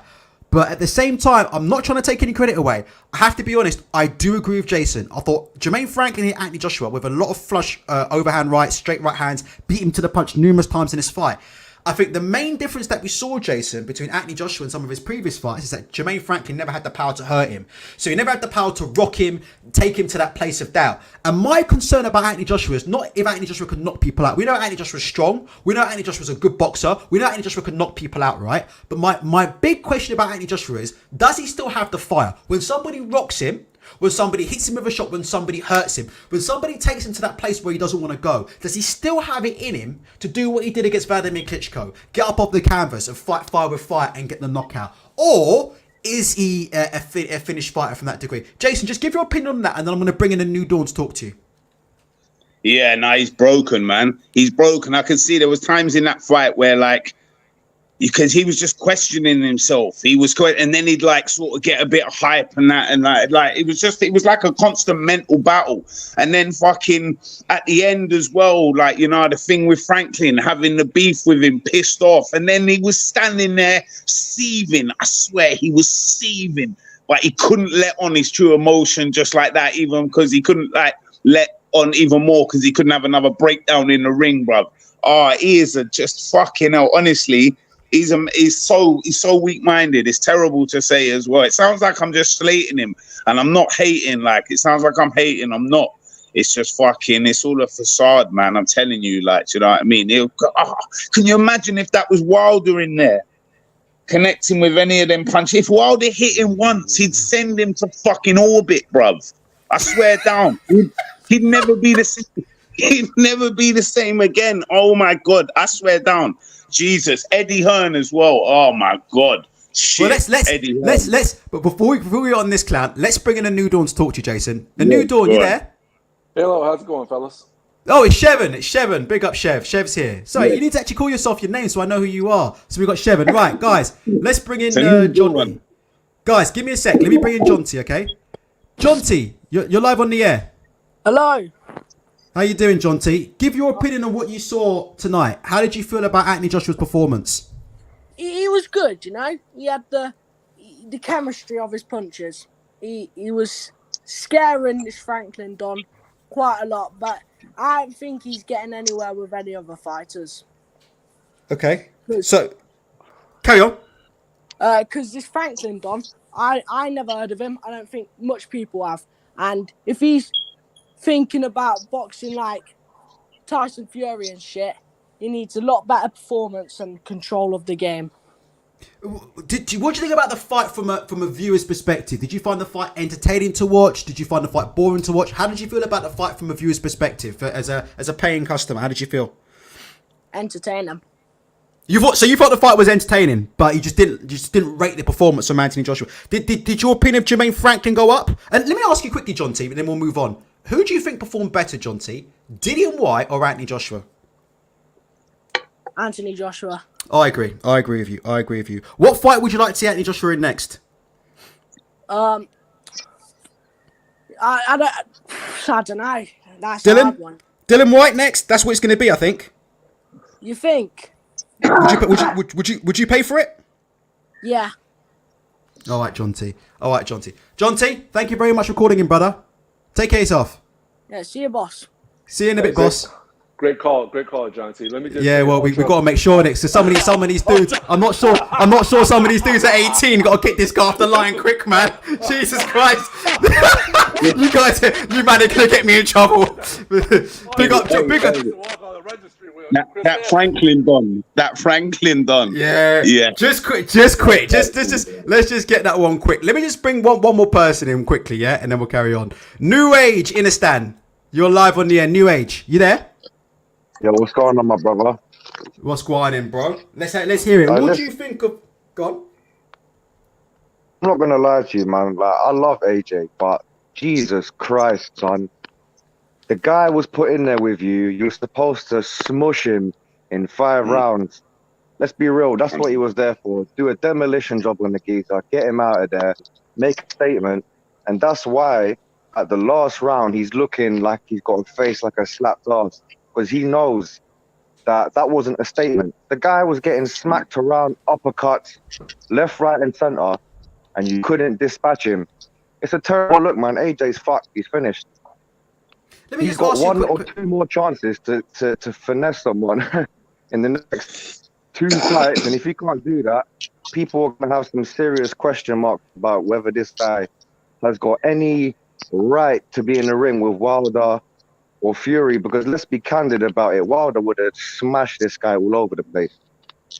Let me ask you a question. Jason and Shevin, trust me, don't go anywhere. I will make sure you get loads of time. So I'm not shishing you guys. I just want to make sure we get a few callers out of the way quickly. New Age, I want to ask you a question. In your opinion, New Age, what's gone wrong with Anthony Joshua? Is it just the fact that he's fighting better competition? Is that what's happening? Is it he's just fighting better competition? Or did the loss to Ruiz or the knockdown to Klitschko break him? Has something broken inside of him? Or Is Anthony Joshua just a flat track bully? He's a bully, and people have now worked him out that the bully doesn't like being hit back, and when you hit him back, he's never the same again. What do you think about that? What do you think? It's a difficult question because I think I see parts of his character that I like. I think intrinsically he's a good person. But when you get touched on the chin for the first time in front of millions of people, it can change a person. Not everyone can bounce back like that. And you can see it in his demeanor. Even during the build-up, he's trying to put on this persona that I'm back, I'm going to kill everyone. But he doesn't really believe it. And you can see it in the way he performs. His whole stance is stiff. He's a little bit scared to get touched on the chin because it's already happened to him a few times. And like everyone says, no one wants to get smacked over the top by any heavyweight, let alone a heavy hitter, because you don't want to get lights out in front of everyone. But I think, honestly, everyone knows it. He's too apprehensive, and it shows in his performance. It's clear to see. New Age, thank you very much for calling in. It's an unusually busy night tonight, so we're going to have to carry, because you've got 1,100 people, and I've got people queuing. Brother, I really appreciate you calling in. Thank you very much, brother. See you soon, bro. God bless, mate. Cheers. Bless up, bless up. Right, Mayowa, you're going to be on in a second. Mayowa, just hold on for a couple of minutes and I will bring you in, okay? Just give me a sec, because we've got 1,100 people in the chat. Please feel free to hit the like button. It's a live call-in show. You guys give me your opinions. We've got the panel here. Tony's here. But Shevin, I've got to go to you first. Shevin, can you unmute yourself, please? I want you to give your views on the fights tonight. Then I'm going to bring Tony in, right? And then all four of you are going to be on chatting with viewers and stuff, okay? So, Shevin, what's your assessment? Is Anthony Joshua back, in your opinion, Shevin? Well, let me first say I got it wrong in terms of Jermaine Franklin. I do believe I've seen Jermaine Franklin fight several times too. I did not think that his feet and his hands were as fast as he displayed tonight. I knew he was tough, but I didn't know that his hands and his feet could move this fast in and out of range. So I was very impressed by that. Now, let me also say this. Anthony Joshua obviously is a 25,000 times tougher man than me or any of us on this chat, right? But I have to say this. Commercially, he's absolutely finished. Commercially, he's finished. The reality is, it comes down to this. He was put, like the last caller said, he was put there, or Jermaine Franklin was put there for AJ to spark him out and to knock him out. And when you're going to a points decision versus a borderline British level fighter, a guy who no one's ever heard of in the UK market or even the US market, you cannot resell that. And I'll give you my example of this in terms of what I want to say. And I did not want to say this because I feel like as a non-fighter, I don't have the right to say it, but I'm going to say it anyway. Anthony Joshua just does not have a certain dog in him that other guys have. Case in point, let's just talk about one of his rivals, Deontay Wilder. That second fight with Fury, he took the absolute worst beating we've ever seen in a long time, right? Even the third fight, even after taking that beating, he went down the first time, went down the second time, and we all thought the fight was finished. Yet and still, he came back and hurt Fury. I bring that up because there's a certain level of dog in him. Even Andy Ruiz. Andy Ruiz got dropped bad against AJ in their first fight. Came back, finished the fight. For me, now I realize Anthony Joshua was done in the second Ruiz fight, not the first. I thought the first fight he showed courage. The second Ruiz fight, when Ruiz showed up a version of himself, did not train, and Joshua was afraid to engage. That man that entered the ring versus Andy Ruiz in Saudi Arabia, that's the same person he is now, and he's going to be that person for the rest of his career. Mentally, he's finished. He does not have that dog in him that I mentioned, and he's finished.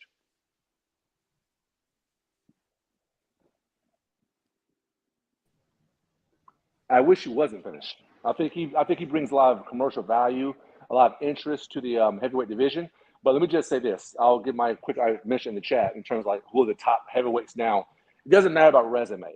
I think it's important when people discuss boxing, basketball, football, whatever you're going to discuss, to quickly establish your criteria. My criteria, similar to what Tony said a few weeks ago, my criteria is who beats who. And if it's a who beats who question, I have to list Fury and Usyk and Wilder and Joyce, even present day Andy Ruiz, maybe even a Frank Sanchez. 5 or 6 of those guys, I would have to favor if they got into the ring with Anthony Joshua. So he's finished, man, in my opinion. He's finished at a top level. He's not finished as a fighter. He's finished at the top level. All right, Chef, let me just bring in Mayowa. One sec. Marwa. Sorry, brother. Let me unmute yourself. Brother, I'm really sorry for keeping you on the line. Are you there? Can you hear us? Yeah, I can hear you. Hello, brother. Thank you very much for being patient and waiting. Tony, I will bring you in just a sec. Marwa, are you an Anthony Joshua fan? What did you feel about the performance? And if you feel that the performance was a good performance, just tell us what you feel. No one's going to jump on you or anything. Just give your honest opinion and we'll listen to you, brother. What do you think? Well, I think Anthony Joshua, he's a very good fighter. We all know, right. we give him that credit. He's a very good fighter. But I think maybe he did not fully prepare for this. I think, losing the proper fight, it means maybe he didn't prepare very well for the fight, or maybe he has forgotten he's an international fighter. Anthony Joshua is my brother. He's from Nigeria. I am a Nigerian. He's even from my region. That is my state in Nigeria. So he's my brother. He's my brother. Even if he lose, I continue to support him. So I give him the support. He's really trying. But I think he should add more effort. He should rehearse more. He should practice more. He should look for a way to impress we the supporters. We're everywhere, all over the world. He should look for a way to improve. I think he's lacking in some areas. He needs to work on that. Yeah. The thing is, thanks for calling in, right? But let me just say, we've been talking about Anthony Joshua has been lacking in this and that. We've been saying that for the last 3, 4, 5 years, and it doesn't look like much is changing. I think at some point we have to accept that this is the Anthony Joshua we're getting. Do you not think this is it? Old dog can't change his spots, or what is it they say? An old leopard can't change his spots. He's been this way for quite a while now. Doesn't matter how many new coaches. Have you noticed, Myowa, how many new coaches has Anthony Joshua had? He's on his third or fourth coach now, and the performances still aren't quite cutting the mustard. So, what do you think? Do you think that we might have to just say, look, this is Anthony Joshua? It's not just a question of how much he trains or how much preparation it is. Is this just a question of he is a fighter who is limited, but he's achieved fantastically well. Maybe he's overachieved. Should we be looking at it from that perspective? He's overachieved. Sorry, have your say. That's a very good question. I think he already know this. He said this like a few years ago that he'll be retiring when he attained the age of 30, if I'm not mistaken. I think he said that 2 years ago. But all I see is there is this the power of retrogression. As you age, there are some things you would have been doing a few years back that you will not be able to do as time goes by. I think it's aging. Maybe it cannot really meet up, or it needs to put in more effort. It's either it cannot really meet up again because he has really disappointed his fans. So he needs to either buckle up or retire. Either he buckles up or he retires. But where I'm seeing it is like he's no longer, he's losing interest, or he's losing I don't know how to put it, but I think he's losing it. He's losing it. Something must be responsible for it. Is either this is Joshua, it cannot be better. So if it cannot be better, then he should just retire. We love him. Yeah. He's a very good fighter. Thank you very much for calling in, my man. Thank you. Take care. Thank you, brother. Appreciate your time. Thank you. Thank you. Right. Okay. Right. That's it for callers in. Right. Because otherwise, the guys on the panel aren't going to have their say. So now we're just going to stick to the panel. Otherwise, we'll have Jason Walker sitting on his hands with nothing to do, and we want to use this guy, especially as he's not getting paid. Tony, can you unmute yourself? Just the panel now, for now, okay? Tony predicted that Jermaine Franklin would... I think you predicted Jermaine Franklin was going to win. But actually, Tony, to be honest, I think your prediction's looking pretty good right now, because I was worse than you. I predicted that Jermaine Franklin was going to get sparked, Tony, inside, 3 or 4 rounds. And Tony is disconnected straight away as soon as I introduce him. He's probably messing around with that webcam so we don't see that he's about 280 pounds of solid muscle. So while Tony's getting his camera sorted out, I'm going to quickly fly by and adjust back to Jason Walker, all right? Jason, can I ask you a question? The commercial power of Anthony Joshua. Jason, if you can just unmute yourself, right? I wanted to ask you, the commercial power of Anthony Joshua. Is this guy the commercial star that he was XYZ ago? And are those days finished? We saw Shevin mention it. Shevin says he thinks Anthony Joshua, after this, is just no longer the commercial star that we think he is. Just give us some thoughts on that, Jason. And he's definitely not that he was. Remember, like, you know, he was colossal at one point. He was huge. He was fucking everywhere, like, you know what I mean? But that's what happens, you know? Fucking, he's still a big star. Like, I see the callers in, those people, like, you know, he's still got fans and people that, like, you know, like him and will buy his fights and stuff. And he's still one of the biggest draws in British boxing. But, nah, it's not the same now. Fucking, nah, no way. No way, bro. Let me just bring back Tony, who I believe is here. You there, Tony? You there, Tony? Tony, you there? Okay, Tony, when you're there, you let me know. I'm going to leave you in. You let me know when you're there. Shevin, can you continue with your thoughts, Shev? I'm bringing you straight back around, please. Can you jump in on that? Yeah. DAZN. A lot of casual fans tonight on DAZN. Testing 1, 2, 3. Oh, is it? Ah, he's here. Tony, we can hear you. We can hear you. There we go. Technical difficulties all night. How y'all doing? We're right here. Tony, let Shevin finish his point, and I'm going to bring you straight in, okay? Bring you straight in. Shevin, unmute yourself, Chev. Just to say, that point we were making there, right, DAZN, they would have done very, very well tonight, wouldn't they, on viewership tonight, right? DAZN would have got a lot of new eyes to the channel. They would have got a lot of new viewership to the channel tonight, okay? What do you think casual fans are watching, seeing that performance? Man, we've already had one caller come in tonight, and he's not happy with what he's seen tonight there. Also, Shevin, just to say, Eddie Hearn has given his comment after the fight. He's now saying about Anthony Joshua's next fights. We've got Dillian White down there, Deontay Wilder, a lot of good fighters. I think he would improve under Derek James. There are a lot of improvements to make. I have to say, and I'm going to ask Tony about this in a sec, Shevin, without being too harsh on Anthony Joshua, it does seem like every fight since the fucking Klitschko fight, we've been talking about improvements to make, right? But these improvements never come. We keep seeing new trainers, and after each new trainer, we keep saying we're going to see a different AJ. After each new fight, Shevin, we keep hearing that he's going to go back to the old 02 AJ. And it doesn't seem to happen, Shevin. Yeah, it doesn't happen. It goes back to what I was saying earlier. You know, everyone talks about the Klitschko fight and how the Klitschko fight might ruin his psyche. But I don't think so. The reason I say that is because one of the most impressive AJ fights I've ever seen was the Povetkin fight. Given Povetkin was past his best, but that's a fight that I thought AJ was losing. Also a fight, he got hurt in the first round of that fight. Came back and knocked Povetkin out. To me, it goes back to the second Andy Ruiz fight, when Andy Ruiz showed up, a blob of a version, did not train, was there to lose, and AJ was still afraid to engage that version of Andy Ruiz. When I saw that in the Andy Ruiz rematch, that's when I knew that his mentally he was finished. And I think mentally he's finished. Commercially, he's not finished commercially. He can have some good fights in the UK, but what happens with these guys is once they've been to the top commercially, such as AJ has been, they're not going to want to go back down and have these mid-level fights. So, I mean, fights with guys like a Fury or a Wilder are even harder to make now because those guys are not going to give him a fair share of what he wants. So I just think those fights are out the window. I think mentally he's done. I mean, commercially, I think he's done. At the top. I think he's done at the top. Jason agrees with you. Tony, let me bring you in finally. All right, go on. Yeah. No, go on, Jason, quickly. I was just gonna say, like, thinking about it though, I think I know it sounds silly, and I never said this. I said all the other fights weren't gonna happen. I think they're gonna make Fury Joshua, and the reason I say that is because Fury will accept 40%, 60-40 off Joshua because Joshua is still such a big draw, right?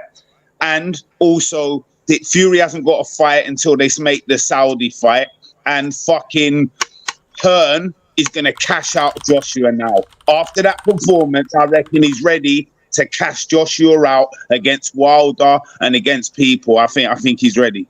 The only problem with that, Jason, is you're not going to see Fury and you're not going to see Wilder on DAZN. That won't happen. Okay. Tony, let's get Tony in because Tony's been waiting here for fucking 6 million years. Tony, right? No. You predicted, right, that Jermaine Franklin would win. I said Jermaine Franklin would get sparked out in 4 or 5 rounds. I would give you the decision, on this prediction. If this went to the cards, I'd give you a 116-112 over me. because Jermaine Franklin, Tony, actually showed quite a few things that you were talking about. Up close, landed some good shots, landed some good right hands. Tony, just give us your view of the fight. Tony, let me start off with this. The overwhelming feeling that we're getting tonight from some of the callers, from Jason and Shevin, seems to be, right, that if Jermaine Franklin had a bit more power, yeah? If that was more of a power puncher, this could have been a totally different fight. How do you feel, Tony? Talk away. So first I want to say, I didn't say he was going to win. I said I would not be surprised if Jermaine Franklin beat. My bad. I'll take it back. Yeah. Carry on. But that's okay. So first and foremost, I want to say this before I even get into the fight breakdown. We got to discuss the thing that hindered Jermaine Franklin the most, the referee. Let me say this for legal purposes, for Eddie Hearn out there, because I know he likes to listen to the stream. Allegedly, that ref might have been paid off because he allowed Anthony Joshua to hug so much that it made Fury look like he never hugged once in a fight, made Lewis look like he's never hugged, made Klitschko look like he's never hugged. I never seen a fighter hug so much in a fight in my life and get away with it without a warning. Not only that, but he allowed AJ to hit Franklin when he was trying to separate them right in front of his eyes and said nothing. Then he also allowed AJ to hit Franklin after the bell. So it was just a lot. And let me bring this up. He also warned Franklin for pushing AJ off of him because he was holding so much. So with all that compiled, you could tell the referee was definitely against Jermaine Franklin. Now, to get to the thing, here's the thing about it, and here's what you have to understand. When you're fighting a guy who's bigger and taller than you and longer, it's impossible to do work if he's just allowed to hold you every time you get close. Because the goal of the shorter fighter is to get in. But in boxing, you're not allowed to hold 2.5 minutes out of every round. You're not allowed to do that. It's illegal. You can't do that. But in this fight, it happened for several rounds. Now, I'll say this. To me, AJ is finished. He's done. He's got nothing left. This is the best AJ, in my opinion, that we've seen in the ring. And he is so fucking scared to trade in the pocket that he's finished. One, he never got tired. He never ran out of stamina. Now, people used to say, oh, AJ with weight on, he gets tired. From the first round to the 12th round, he looked the same. So endurance wasn't the problem.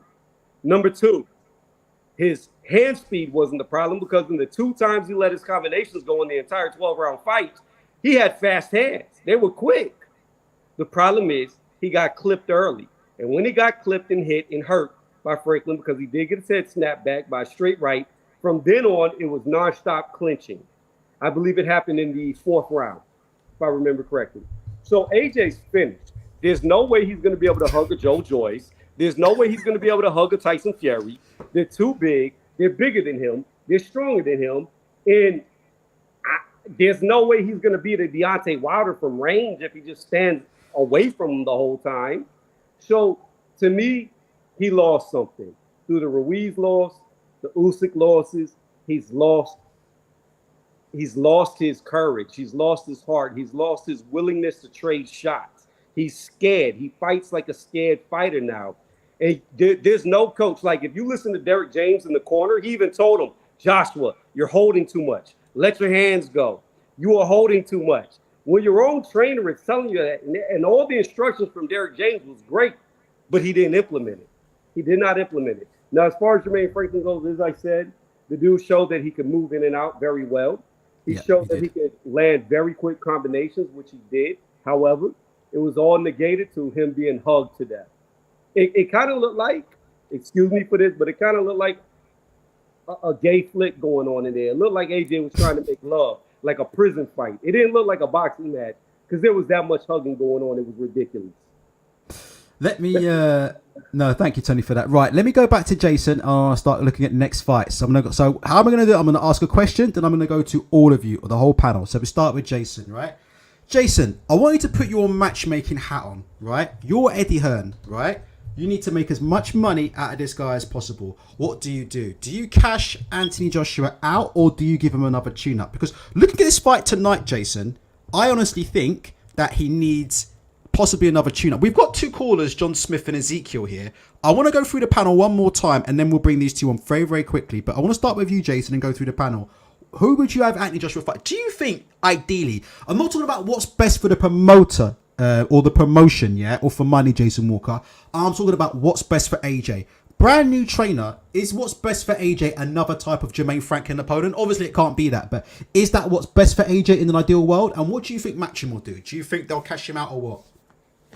Well, like in a like if I was actually looking out for AJ and the best thing for AJ, I'd say that he needs more work with Derek James. Derek James is a fucking phenomenal trainer, and it's really hard to implement game after that short amount of time. Look at the Manny situation with Vlad, or So if I was if I was his mate and I was talking, I believed all that shit. That's what I'd say. I'd say, right, get back in with Dillian White. We can sell that fight. That will give you another camp with Derek James, and then maybe go into another big fight. Or I'd even try and negotiate the fight after that with a few of the big boys, have it fall through, which you could easily do, and I'd negotiate another fight with someone after that, someone around the top, but maybe some, and then go into a big fight after that. I get as much training in with Derek James as I could, but obviously I don't believe that AJ can get better than that with all that training and that. But if I was trying to look out for him, that's what I'd do. Jason, quick question. Him and White right now, what percentage chance would you give Dillian White to beat him? I'm still giving Dillian White a 0 chance, but what chance would you give Dillian White? 100%. Dillian White, oh, come on, man. Dillian White's fucking dog shit. You know what I mean? I don't mind. I don't mind. No, he is, bruv. He is, bruv. Don't you remember I said about Dillian White? You forget how crap Dillian White is until you see him box. And then, you know what I mean? After in the run to his fights, people you're showing clips of him doing something all right for 1 second, and Eddie Hearn chatting shit, and everyone's like, "Oh, Dillian White, he's a contender. He's a contender." Yeah, and then you see him fight, and he's tripping over his own feet like Bambi, and he can't. Bruv, come on, man. Yeah, and he's shot as well, so Yeah, it's bad. It's bad as cleans him. Yeah, AJ cleans him out, knocks him out. As bad as AJ is, as bad as AJ is, yeah, he ain't never losing to no Dillian White. All right, let me bring Shevin in. Shevin, what would you do with what's best for Anthony Joshua, Shevin? What's best for Anthony Joshua, and then what do you think Matchroom will have him do? Well, I think Matchroom will have him fight Dillian White next. I think that's always been in play, or their plan. In terms of what's best for Anthony Joshua, it depends on one thing. It depends on what he wants.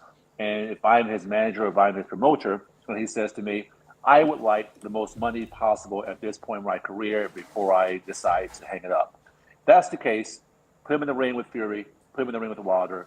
Both those guys are going to beat him comprehensively, pretty badly. The problem is the alternative to doing it, but however, he'll make tons of money in those fights, right?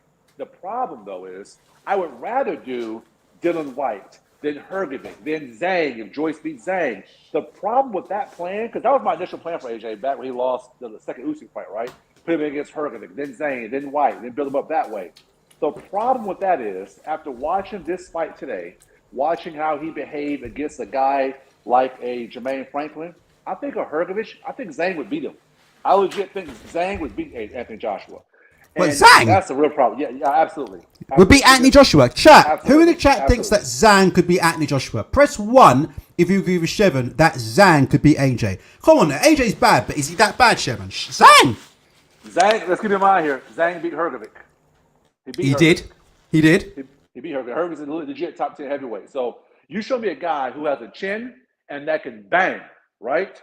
Has a chin and can bang, and that guy is capable of being AJ. Last, I want to touch on something that someone just said a few minutes ago too, about AJ clinching so much, right? Him clinching all the time. I would actually be semi-okay with all that excessive clinching if he was in versus an Andy Ruiz or a Deontay Wilder. I don't think it's aesthetically pleasing to watch as a boxing fan, but I understand the danger there. The problem in terms of why he's done, when he's clinching that much versus a British level of fighter, a pillow-fisted fighter who cannot punch, he is finito. He is finished.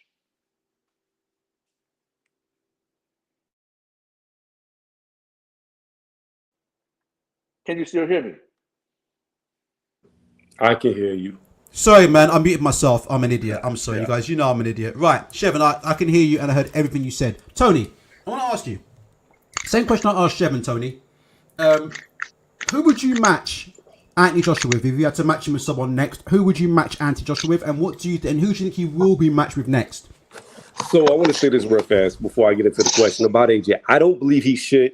I don't believe he was ever shit, because in this fight with him being 255 or 254, whatever he came, I think 255, yeah, 255. When he first came out in the first round and landed those soft jabs on Franklin, it was snapping his head back. So his power is there. He's got no confidence. He's scared. He acts like he's scared, and that's the issue. So I don't think he's a bad fighter. I just think he's lost his confidence. And you can have all the talent in the world, all the attributes in the world, but if you don't have the confidence to use it, you're pretty useless.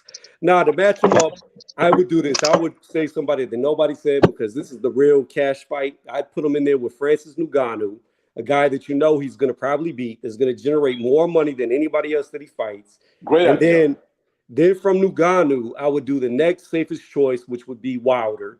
And then if you can beat Wilder, which I have my doubts now, I always thought AJ could beat Wilder, but not anymore. If he could get through Wilder, then I'd cash him out with Fury, and then that'd be a wrap. I think the Ngannou shout is a fucking great shout, by the way. The Ngannou shout's a great fight because it's a fight he can win. Yeah. It's fight two guys coming from a similar background. I believe they're both Nigerian. I could be wrong. And it's a fight they can both make a hell of a lot of money. And then it's a kind of crossover fight that DAZN want to be doing. Let me just bring in a quick caller. I want to bring in John Smith because he's been waiting for a quick while. John, sorry for waiting. You're live on the air. What are your thoughts on the fight tonight, John? That's all right. Can you hear me? Can you hear you loud and clear? Hello? Can you hear you loud and clear, bro? Yeah, look, to be honest with you, I'm calling in from New Zealand. I got up early to watch that, and man, it stunk. But look, my thoughts on Joshua as a fighter, I have a lot of respect for him. I think he did really great stuff early in his career. He was a really worthy world champion. But to me, Klitschko gave him a taste of his mortality in that fight when he knocked him down. I think since then, and then it was compiled with the Ruiz performance, I think Ruiz finished him. And I think ever since then, he's been flattering to deceive. You know, the Ruiz rematch, Ruiz basically handed him back the titles by eating himself out of contention. Pulev was Pulev. And then we had the Usyk fights, and now this. You know, I just think he's done. And I think it's a mental thing. And the fact that he hasn't been able to recover it in the amount of time, you know, since the Ruiz loss, I just don't see it happening now. I think his best days are behind him. That's all I had to say. No worries. Can I ask you a question? What do you think about, just a quick question about the commercial side of Anthony Joshua? Do you think that people, because you know the casuals, they see a big jacked up bodybuilder full of muscle, they expect him to go in there and do some damage, and that fight went 12 rounds tonight. Do you think, I still think Anthony Joshua probably the biggest draw in the country, but do you think there'll be any sort of lasting damage where, because we know, I'm not trying to be a downer, but he had a few problems selling tickets in the run up to this fight, okay? He was supposed to come in this fight and blast this guy away, and it's gone the distance, and there was no knockdowns tonight. I'm just asking the question, do you think that there'll be any sort of lasting damage? Maybe the casuals might begin to start turning off a bit, blah, blah, blah. What do you think, no? I think so. I mean, the thing is, commenting as someone from New Zealand, you know, obviously AJ's a British boxer. A lot of my friends and stuff, when he was coming up, when I was at uni, you know, big into bodybuilding and that whole kind of culture. And they actually all gravitated towards Joshua. And these are sort of true casuals, you know. I remember when I was saying to one of them that he needed to come in a bit lighter because, you know, he was having issues with higher weights. And they were like, yeah, but, you know, the whole muscle thing, like that's his whole brand. And they literally said that. So I think, that. And then also performances like tonight, and especially not having knockouts, I think it will turn casuals off. And as I say, from someone that's not in the UK, I can say that during his peak, AJ was really popular here. Even when he fought Parker, there were a lot of Kiwis that were sort of backing AJ. So it was kind of a 50-50 thing. But I think now Tyson Fury is like the big star over here who everyone's kind of obsessed with. You know, Usyk, his name is known, but he's not got the sort of following that Fury has here. But yeah, to answer your question, for sure, I mean, casuals, you know, the sort of people that watch those Mike Tyson highlight videos, they're not going to tune in for what we saw tonight. Well said. Thank you very much for calling in, my brother. Thank you very much. Thank you. Hey, that's interesting to know that Fury's much bigger in New Zealand as well than AJ, isn't it? I didn't know. Yeah, that. how'd you come to that? What you're saying that some of the guys are going to Fury, some of the casual fans. Say again. You're asking me? Yeah, I'm asking you, John. Sorry. Yeah, 100%. You know, Fury, with all the memes and everything like that go around, he's featured on the sports news here a lot. He's bros with Joseph Parker, so therefore, you know, all the Samoans love him. So yeah, 100%. Like, definitely Fury has more of the casuals towards him now. They really look at it on a bit of a surface level, and they're coming back from obesity and the whole Undertaker thing and stuff like that. But yeah, 100% Fury more popular. All right. Thank you very much. Thanks very much, John, for calling in. And please feel free to call in again, man. Really appreciate it. Awesome. Thank you. Thank you, man. Take care. Guys, let's wrap this up, all right? We're going to start with Jason again, all right? Jason, your heavyweights, your top heavyweights. Give us your views on the state. Obviously, Usyk and Fury. Well, Fury managed to fuck that one up. Say that so again. That anytime. No, it's okay. Sorry, say that again. I coughed, didn't it? I couldn't hear you. Repeat that. No problem. No problem. We're just asking you. We're going to wrap up now. I wanted to ask you about what you think about the state of heavyweight boxing. So maybe give us a list of your top 4 or 5 heavyweights, where you think Anthony Joshua lies in the mix, and just like what you want to see from the heavyweights in the future. We've got Joe Joyce coming up shortly versus Zhilei Zhang. He's going to be calling out Anthony Joshua left, right, and centre if he wins that fight. That's all you're going to hear. Just all you're going to hear. In fact, I don't think it will happen, but I do think you're going to hear Frank Warren saying, "Oh, we're going to pick up the phone and speak to H." I think they'll be gunning for that fight after seeing what they saw tonight. Yeah, okay, with Joshua. Joshua and Eddie Hearn. Joshua doesn't fight anybody like in that sort of like a power apart from like Wilder or Fury, because the chance of him getting beaten now Hearn knows it is too much. Fury is the number 1 heavyweight. Like, I don't think there's any shadow of a doubt Usyk hasn't done enough at heavyweight, like, and hasn't been there long enough. And there, so Usyk, Fury's number 1. Then you got Usyk at number 2. Then you've got Wilder and Joyce at number 3 and 4. I don't know, maybe Joshua number 5. Maybe, I'm trying to think. Fucking hell. But yeah, that's how I go there. They just need to fight each other. I think Usyk and Fury will fight each other. The money in the fights there in Saudi. The Saudi money, like it's been going around now. But the Saudi money is ruining boxing. It's ruining boxing. The fights aren't getting made because people. That was why Haney and Loma didn't get made for so long, because Haney was in fucking Saudi trying to fleece his fight over there. So that money's ruining boxing. People waiting, they get offered or think they can get more money, and then the fights aren't happening over here, and people just holding out and whoring themselves off to the Middle East. Yeah, that's it really. They're just the belts are going to be tied up until next year. Because I think, Fury won't have to. The WBC will be tied up until next year. Maurizio won't have Fury do anything, or he's got him around his little finger. Usyk will have to defend against Dubois. So that will happen. Well, just have you heard Deontay Wilder's the number 1 now in the WBA as of today. As of yesterday night, Deontay Wilder is number 1 in the WBA. He's jumped above. But not mandatory. No, but if Dubois doesn't fight Usyk, right, for whatever reason, it's Wilder and Usyk. Oh my god! That's fucking amazing. And all of a sudden, last night, the WBA last night jumped Wilder to number 1. Billy Nelson's devastated. Billy Nelson's been telling everybody all week that Cole's going to get the shot. He's not. It looks like there's something going on. I think we're going to see Wilder versus Usyk. There is something going on. There is something happening there. That's amazing. Who does the panel think win that fight? Obviously, Usyk's the more talented, but Usyk isn't like Loma. He does get hit, and I think if he gets hit, I think he will get hit. I think Wilder beats Usyk, and I just think he ends up hitting him. Oh my god, he'd punch him inside, kill him, innit? Go on, Tony. Yeah, I'm just going to interject. It's funny that you say that, because Wilder yesterday just started a training camp, and we have no idea who he's fighting. Right. Well, it's weird because he says he's close to fighting Andy Ruiz, right? That's what he said. He said he's close to Andy Ruiz. But it's just all of a sudden, literally yesterday, in the WBA rankings, he's just jumped up to number 1. And there's been talk all week that somehow Dubois and Usyk's not going to happen. Whether Dubois still injured or Usyk's going to go and fight Wilder because there's more money. There's something going on. Somebody somewhere knows something. I mean, Usyk and Wilder for me, I don't know how you feel about that, Tony. And Shevin loves Wilder.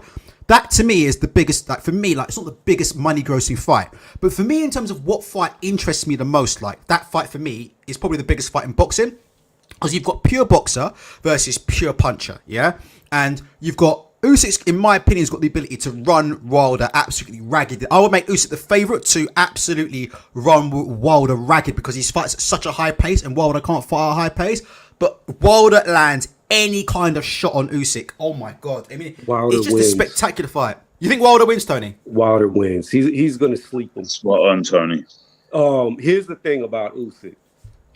If you look at both the AJ fights, he got hit a lot. He got hit a lot against AJ, and AJ's got nowhere near the speed of Wilder. Secondly, this isn't the same Wilder who's just windmilling anymore. Since he's been with Malik Scott, I mean, how he got his last knockout was he leaned back and then threw a hook off the lean back by twerking his hips. He set it up perfect, the counter shot. So he's looking more technically sound. And the thing is, Wilder is fast. He's real fast. And when he lets it go, it's like lightning. So I think Usyk's going to get clipped. And when he gets clipped, it's going to be the beginning of the end because Wilder is probably the best finisher in boxing. Like, there's nobody that's going to, like, if Usyk gets wounded, it's over. Oh, my God. Because the kitchen sink is coming nonstop. Tony, that's a guy. And you've seen, Wilder's he's definitely an untidy finisher, but he commits, doesn't he, Tony? Like, once your guy's hurt, there's no doubt he's in. Yeah, he's in. It's over. Once you hurt, it's over. He throws all caution to the wind and he doesn't stop hitting you. Shevin. Look at Usyk's face after the fight with Chisora. Shevin. Yes. What do you think about what Jason and Tony said will be music to your ears, Shevin? They think that Wilder's going to be Shevin. I think something's going on. I think that fight could happen. You know, it's just it can't be a coincidence that all of a sudden the WBA just shoot him up to number 1 in the rankings. Something's going on. Well, I felt that way as well. I worked backwards from what you first said in terms of the landscape of the current heavyweight division. And again, like I said earlier, my list in the current heavyweight division is based off of not resume. It's about who beats who, right? My list quickly, I have Fury, Wilder, Usyk, Andy Ruiz, Joe Joyce, Sanchez, maybe even Jared Anderson and Hrgovic. Then I have Zhang, guys like Zhang and AJ and Jermaine Franklin. The reason I have AJ down underneath those top 5 guys, even at Andy Ruiz, we've seen Andy Ruiz and AJ fight 2 times, right? AJ won 1, Ruiz won 1. I know who won better, okay? So I'm going to take Andy Ruiz in a matchup at their current form. Now, in terms of the whole Wilder situation, I've always felt there was something going on with that, simply because Francis Ngannou has been available to fight for some time now. Andy Ruiz has been available to fight for some time now. And those fights were not made. And Wilder, every time he's questioned about the whole Usyk thing, he's very, very contrite about it. Not telling you there's something going on that they were hoping or thinking. And then we see Wilder over in Saudi Arabia where Usyk just fought 2 fights. There's something going on where the WBA knows, Wilder team knows, and even Usyk team knows. If Alexander Usyk, regardless of belts, as you know, Ultra, if Alexander Usyk is not in the ring versus AJ, Fury, or Wilder, he can't generate money, okay? We all know that. The other thing is, so the WBA is going to get the most money from Wilder and Usyk is going to get the most money from fighting Deontay Wilder. That's just such a big fight, the contrast of styles. And to touch on something Tony said a few moments ago, I watched the Ben Davison interview earlier today. And there's something Ben Davison, who's been in the corner and coached against Wilder, obviously multiple times, or the time with Tyson Fury. Something he said today and something he said years ago about Deontay Wilder in terms of how you game plan to beat him. And he says, everyone talks about his power and his right hand, his power and his right hand. And while those things are devastating, he goes, that's not the problem facing him. It's his speed. His ability to close distance, to get in and out of range, and that one skip step is faster than anyone in the heavyweight division. And if anyone's wondering what I'm talking about, go watch the Diamond Brazil knockout, right? I know exactly what you're talking about. That's exactly right. Right. Don't watch the punch. Watch Wilder's feet. His feet. After the referee separates them, he makes a skip step, and in 0.02 seconds, he is in range. And He kicks that front foot right out. Yeah, as someone that fast at 6'7", Usyk is a great offensive fighter. He's a great offensive fighter. But he got timed by right hands by Witherspoon. He got timed by right hands by Tony Bellew. He got timed by right hands by Derek Chisora. And he got timed by right hands by Anthony Joshua. The problem is you get timed by right hands by Deontay Wilder, who's 6'7" with that speed. Usyk would go to sleep in 6 rounds. Nah, do you know what? Honestly, let me just say one thing. I'm not honestly sure who wins that fight, but what I will say is this. It's going to be very, very funny whether you think Usyk wins or Wilder. I would make Usyk the favourite to win, to be honest with you. But one thing I will say is this. Whether Usyk wins or Wilder wins, it's going to be hilarious now watching the you-know-who's, right, who are going to praise Usyk for fighting Wilder. Because when if that fight does happen, there's going to be, oh my God, Usyk. And Usyk should be praised. It's a fantastic fight, right?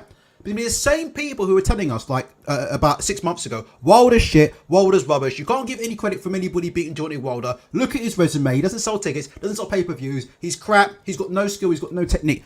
Those same people who said, yeah, that Wilder was trash, right, are going to be the same people that are going to be hopping all over Usyk's ass when Usyk fights him. And that's going to be the fun in watching that fight for me. We had Hasnain in the chat, yeah, but he's gone. Guys, right, let's give your final thoughts. Let's start with Tony. Tony, give me your final thoughts on tonight and any final thoughts that come into your head. And then we're going to go home and probably come back very, very shortly. Yeah, I'm going to get my list real fast because I didn't. So if I'm going to do a top 4, top 5 list, it's going to have to be Tyson Fury and Usyk in the 1 and 2 just because they're the champions. But outside of that, if I was to go by like the previous guy on who I think beat 2, I would have to put Wilder in number 3. I'm gonna throw a surprise in here.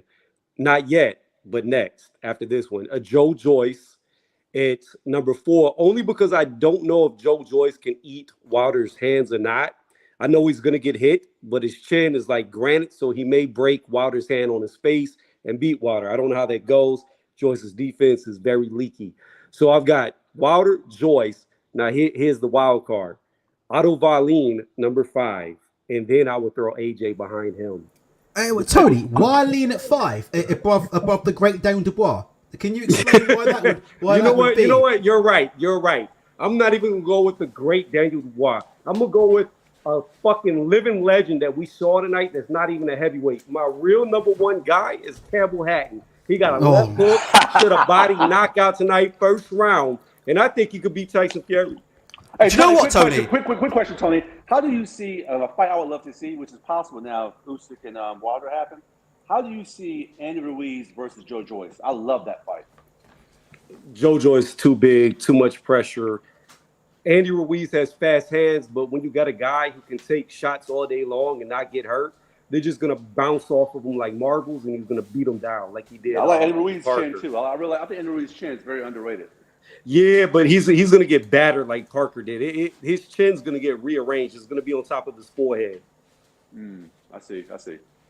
We'll have to wait and see. But Tony, it's interesting because we did predict, Tony, that Campbell Hatton would find some magical power from nowhere. This is a guy who struggled to knock out a wank, Tony, best part of about 2 years ago. All of a sudden now he's folding guys over and around there, Tony. So, I don't know. What? There's something going on with Campbell Hatton.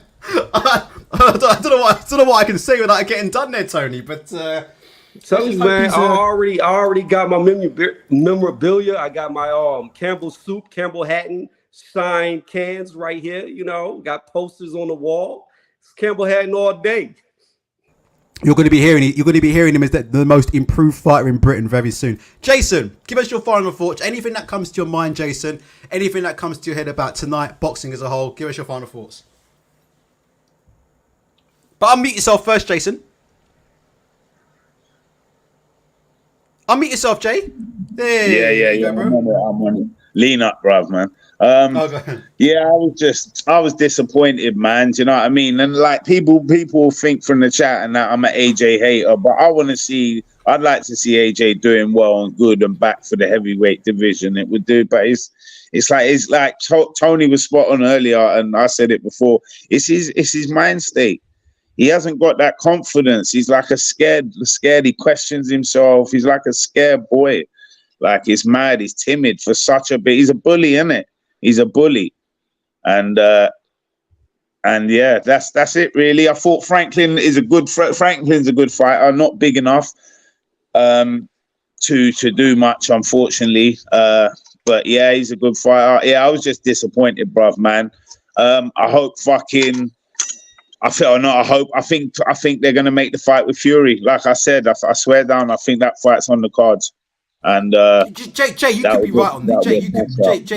Jay, you absolutely could be right on that. I mean, we've heard about these Fury negotiations 150 times, but you would feel like they're getting to the point now of Anthony Joshua where he's not looking any better, is he? Like, do you know what I mean? Like, no disrespect, but he's not looking any better as the fights go on. Like, there's going to come a point where now his time is running out. Like, do you know what I mean?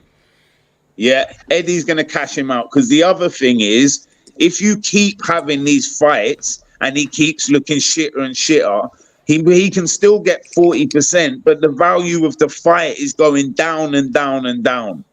That's the other thing. The more fights he has where he doesn't look great, the more shit Fury says in the press, the value of the fight just goes down and down and down. Eddie's going to cash him out, man. And if he loses to Fury, what?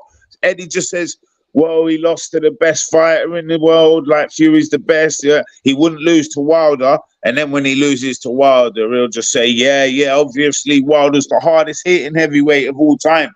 But he'll never lose. He'll walk all over Joyce. He used to spar him. Last but not least, last thought I forgot. I don't care what anyone says, what anyone thinks. Fabio Wardley beats Frazier Clark. Oh my God! And David Adelaide. This guy, Fabio. Did anybody see this guy? I couldn't watch it. Did anybody see this dude tonight? He's trash. Fabio is trash. That dude's trash. Yes, Frazier Clark is I couldn't bring myself to watch this shit. I couldn't bring myself to watch it, bro. I couldn't bring myself to it. Yes. Oh, sorry. I watched the fight with him and Coffee, but it was so bad because of Coffee that I stopped watching the fight to take out some trash, and then I came back inside. Like, I lost all interest halfway through the fight. He needs to fight Johnny Rice. Why are you fighting Coffee instead of fighting Johnny Rice? Johnny Rice will smoke all of them. Absolutely. Right, guys. I really apologise about tonight's show because it's just a bit manic. I wanted to get you guys on for a bit more time. I feel like I didn't do you guys justice and give you guys enough time for each thing we had to say. But Ultra, I'm going to cut you off. You did very well. Just before you come back on, make sure you go have a chat with Chris Hansen after that first call you took, okay? Oh, for fuck's sake, you twat. I'll speak to you in a minute anyway on DMs, guys. Listen, I really appreciate you guys all calling in tonight. And hopefully we'll do a show to maybe we'll do something tomorrow and we'll see what happens tomorrow. So if I'm around tomorrow, guys, all jump in. Guys, that's it. I'm gonna kill this chat, guys. We had 11 people. We had 1,100 people in here tonight. 1,100, and nobody could still be bothered to hit the like button. So you know this channel is absolutely dead on its ass. Like, make no fucking mistakes about that. All right, this channel's dead on its ass. When you get 1,200 people in the chat and 200 likes, you know that it's time for us to do an Anthony Joshua and retire. Nevertheless, I hope you enjoy the show tonight. I hope you enjoyed the coverage that we got. And again, like I said before, don't look at subscriber numbers, just look at the numbers. 1,200 in the chat tonight. We do what we do. We may be back tomorrow. All right, all right, to discuss some more things, maybe some more of the fallout with Anthony Joshua. Take care of yourselves and take care of each other.